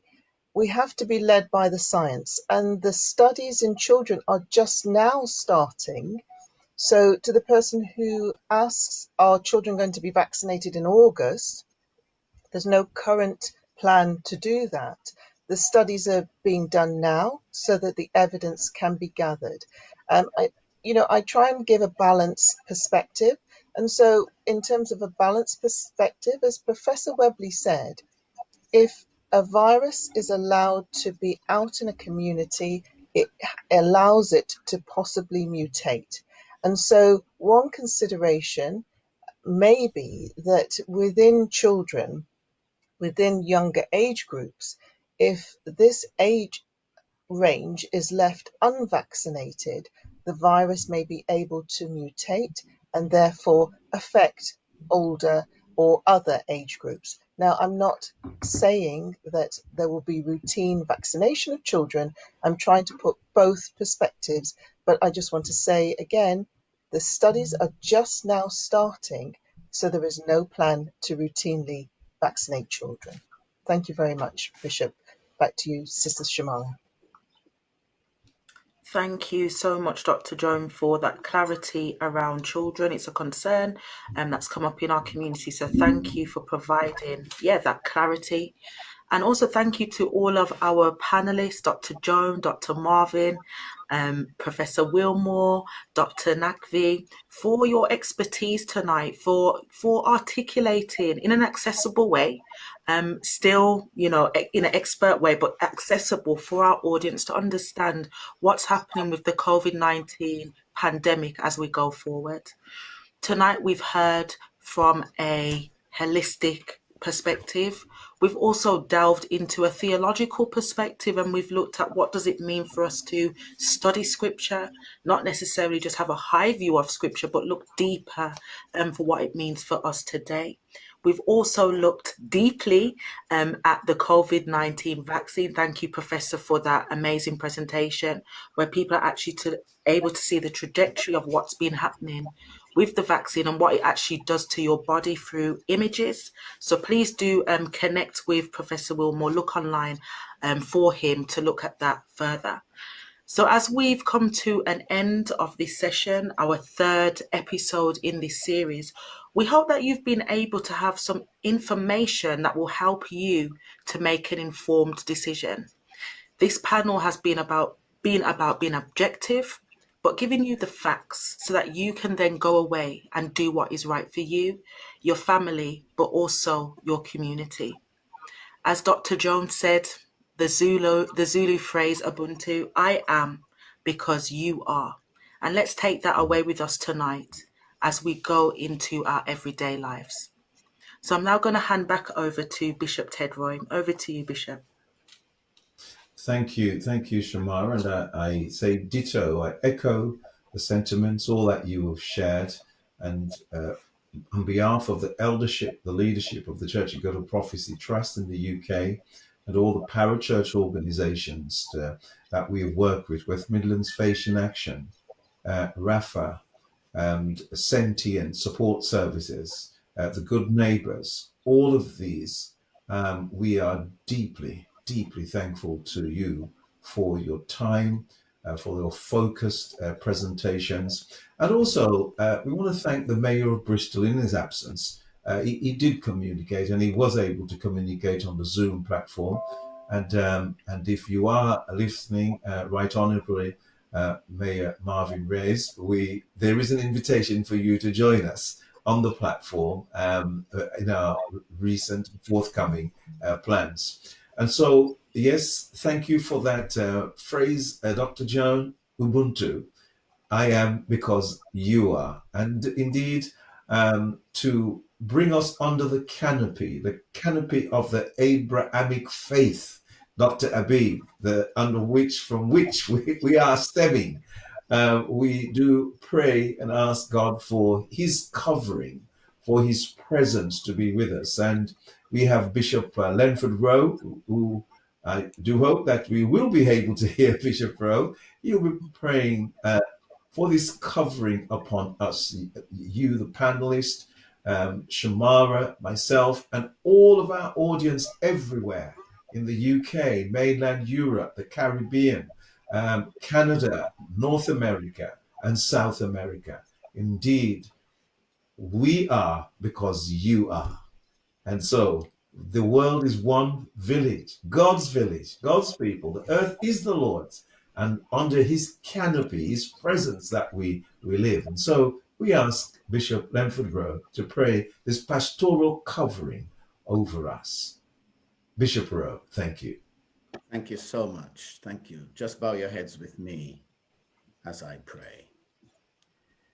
Yours, O Lord, is the greatness, the majesty, and the splendor. Everything in heaven and earth is yours. Yours is the kingdom, the power, and the glory. What about the announcements? Wisdom and understanding are from you. Wealth and honor comes from you. In your hands are strength and power, and you are the ruler of all things. Father, we praise you for your abundant kindness and great mercy, for your compassion and amazing love. You so loved the world that despite the innocent perfection of your one and only Son, Jesus, you gave him up to die so that sinful humanity might live. So as we begin Holy Week and watch your journey to the cross, may we be reminded that your suffering, pain, and death is the price paid for our redemption. Indeed, your word tells us that you so loved the world that you gave Jesus for us to live.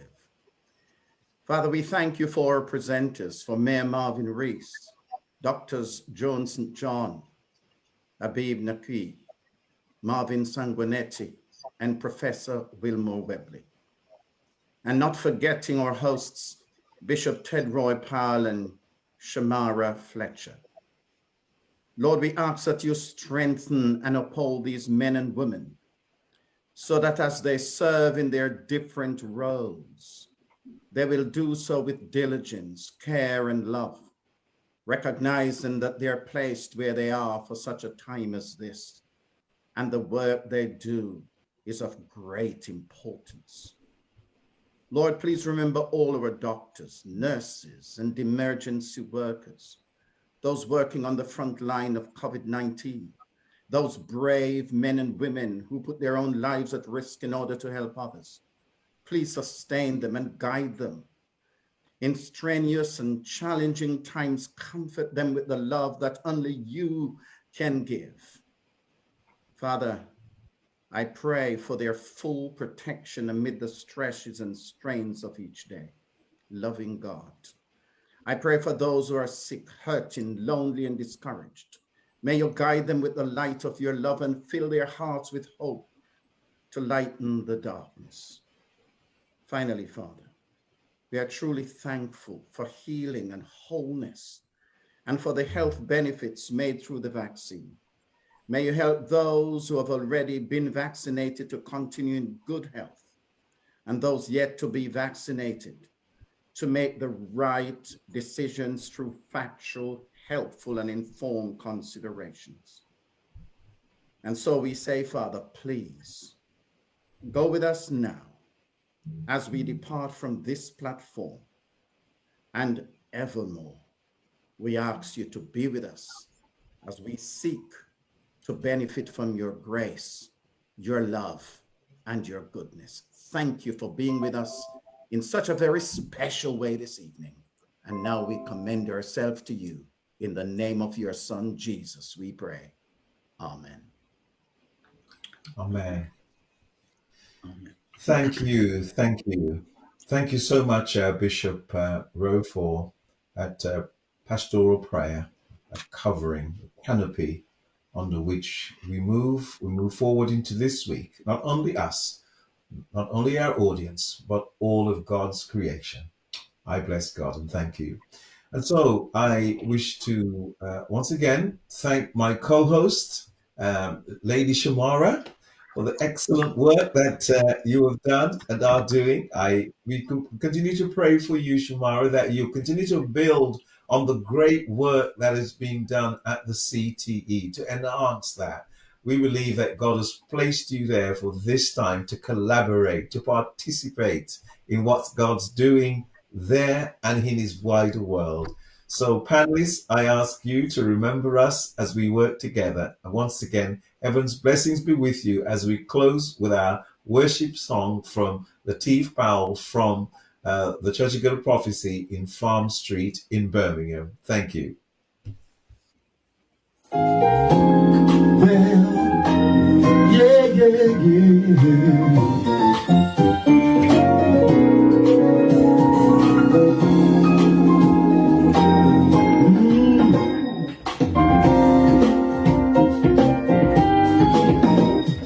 Let the glory of the Lord rise among us. Let the glory of the Lord rise among us. Let the praises of our King rise among us. Let it rise, yes. Let the glory of the Lord rise among us. Let the glory of the Lord rise among us. Let the praises of our King rise among us. Let it rise, yes.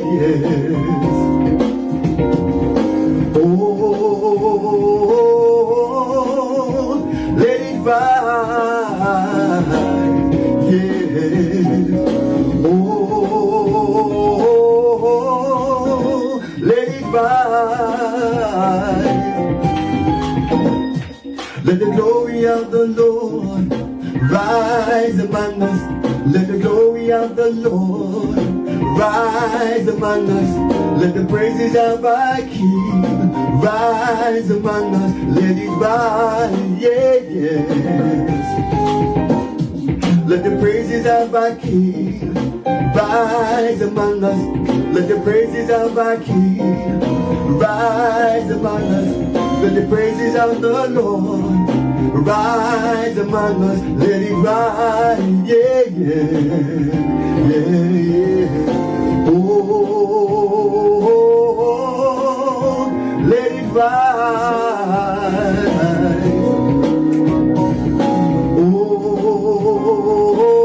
Oh, let it rise. Let the dance of our King rise among us. Let the dance of our King rise among us. Let the praises of our King rise among us. Let it rise, yeah, yeah. Let the dance of our Lord rise among us. Let the dance of the Lord rise among us. Let the praises of our King rise among us. Let it rise, yeah, yes. Oh, let it rise, yes. Oh, let it rise. Let the glory of the Lord rise among us. Let the glory of the Lord rise among us. Let the praises of our King rise among us. Let it rise, yeah. Let the glory of the Lord rise among us. Let the glory of the Lord rise among us. Let the praises of our King rise among us. Let it rise, yeah, yeah. Oh, let it rise. Oh, let it rise. Let the dance of our King rise among us. Let the dance of our King rise among us. Let the praise of our King rise among us. Let it rise, yes. Let the dance of our Lord rise among us. Let the dance of the Lord rise among us. Let the praises of our King rise among us. Let it rise, yeah.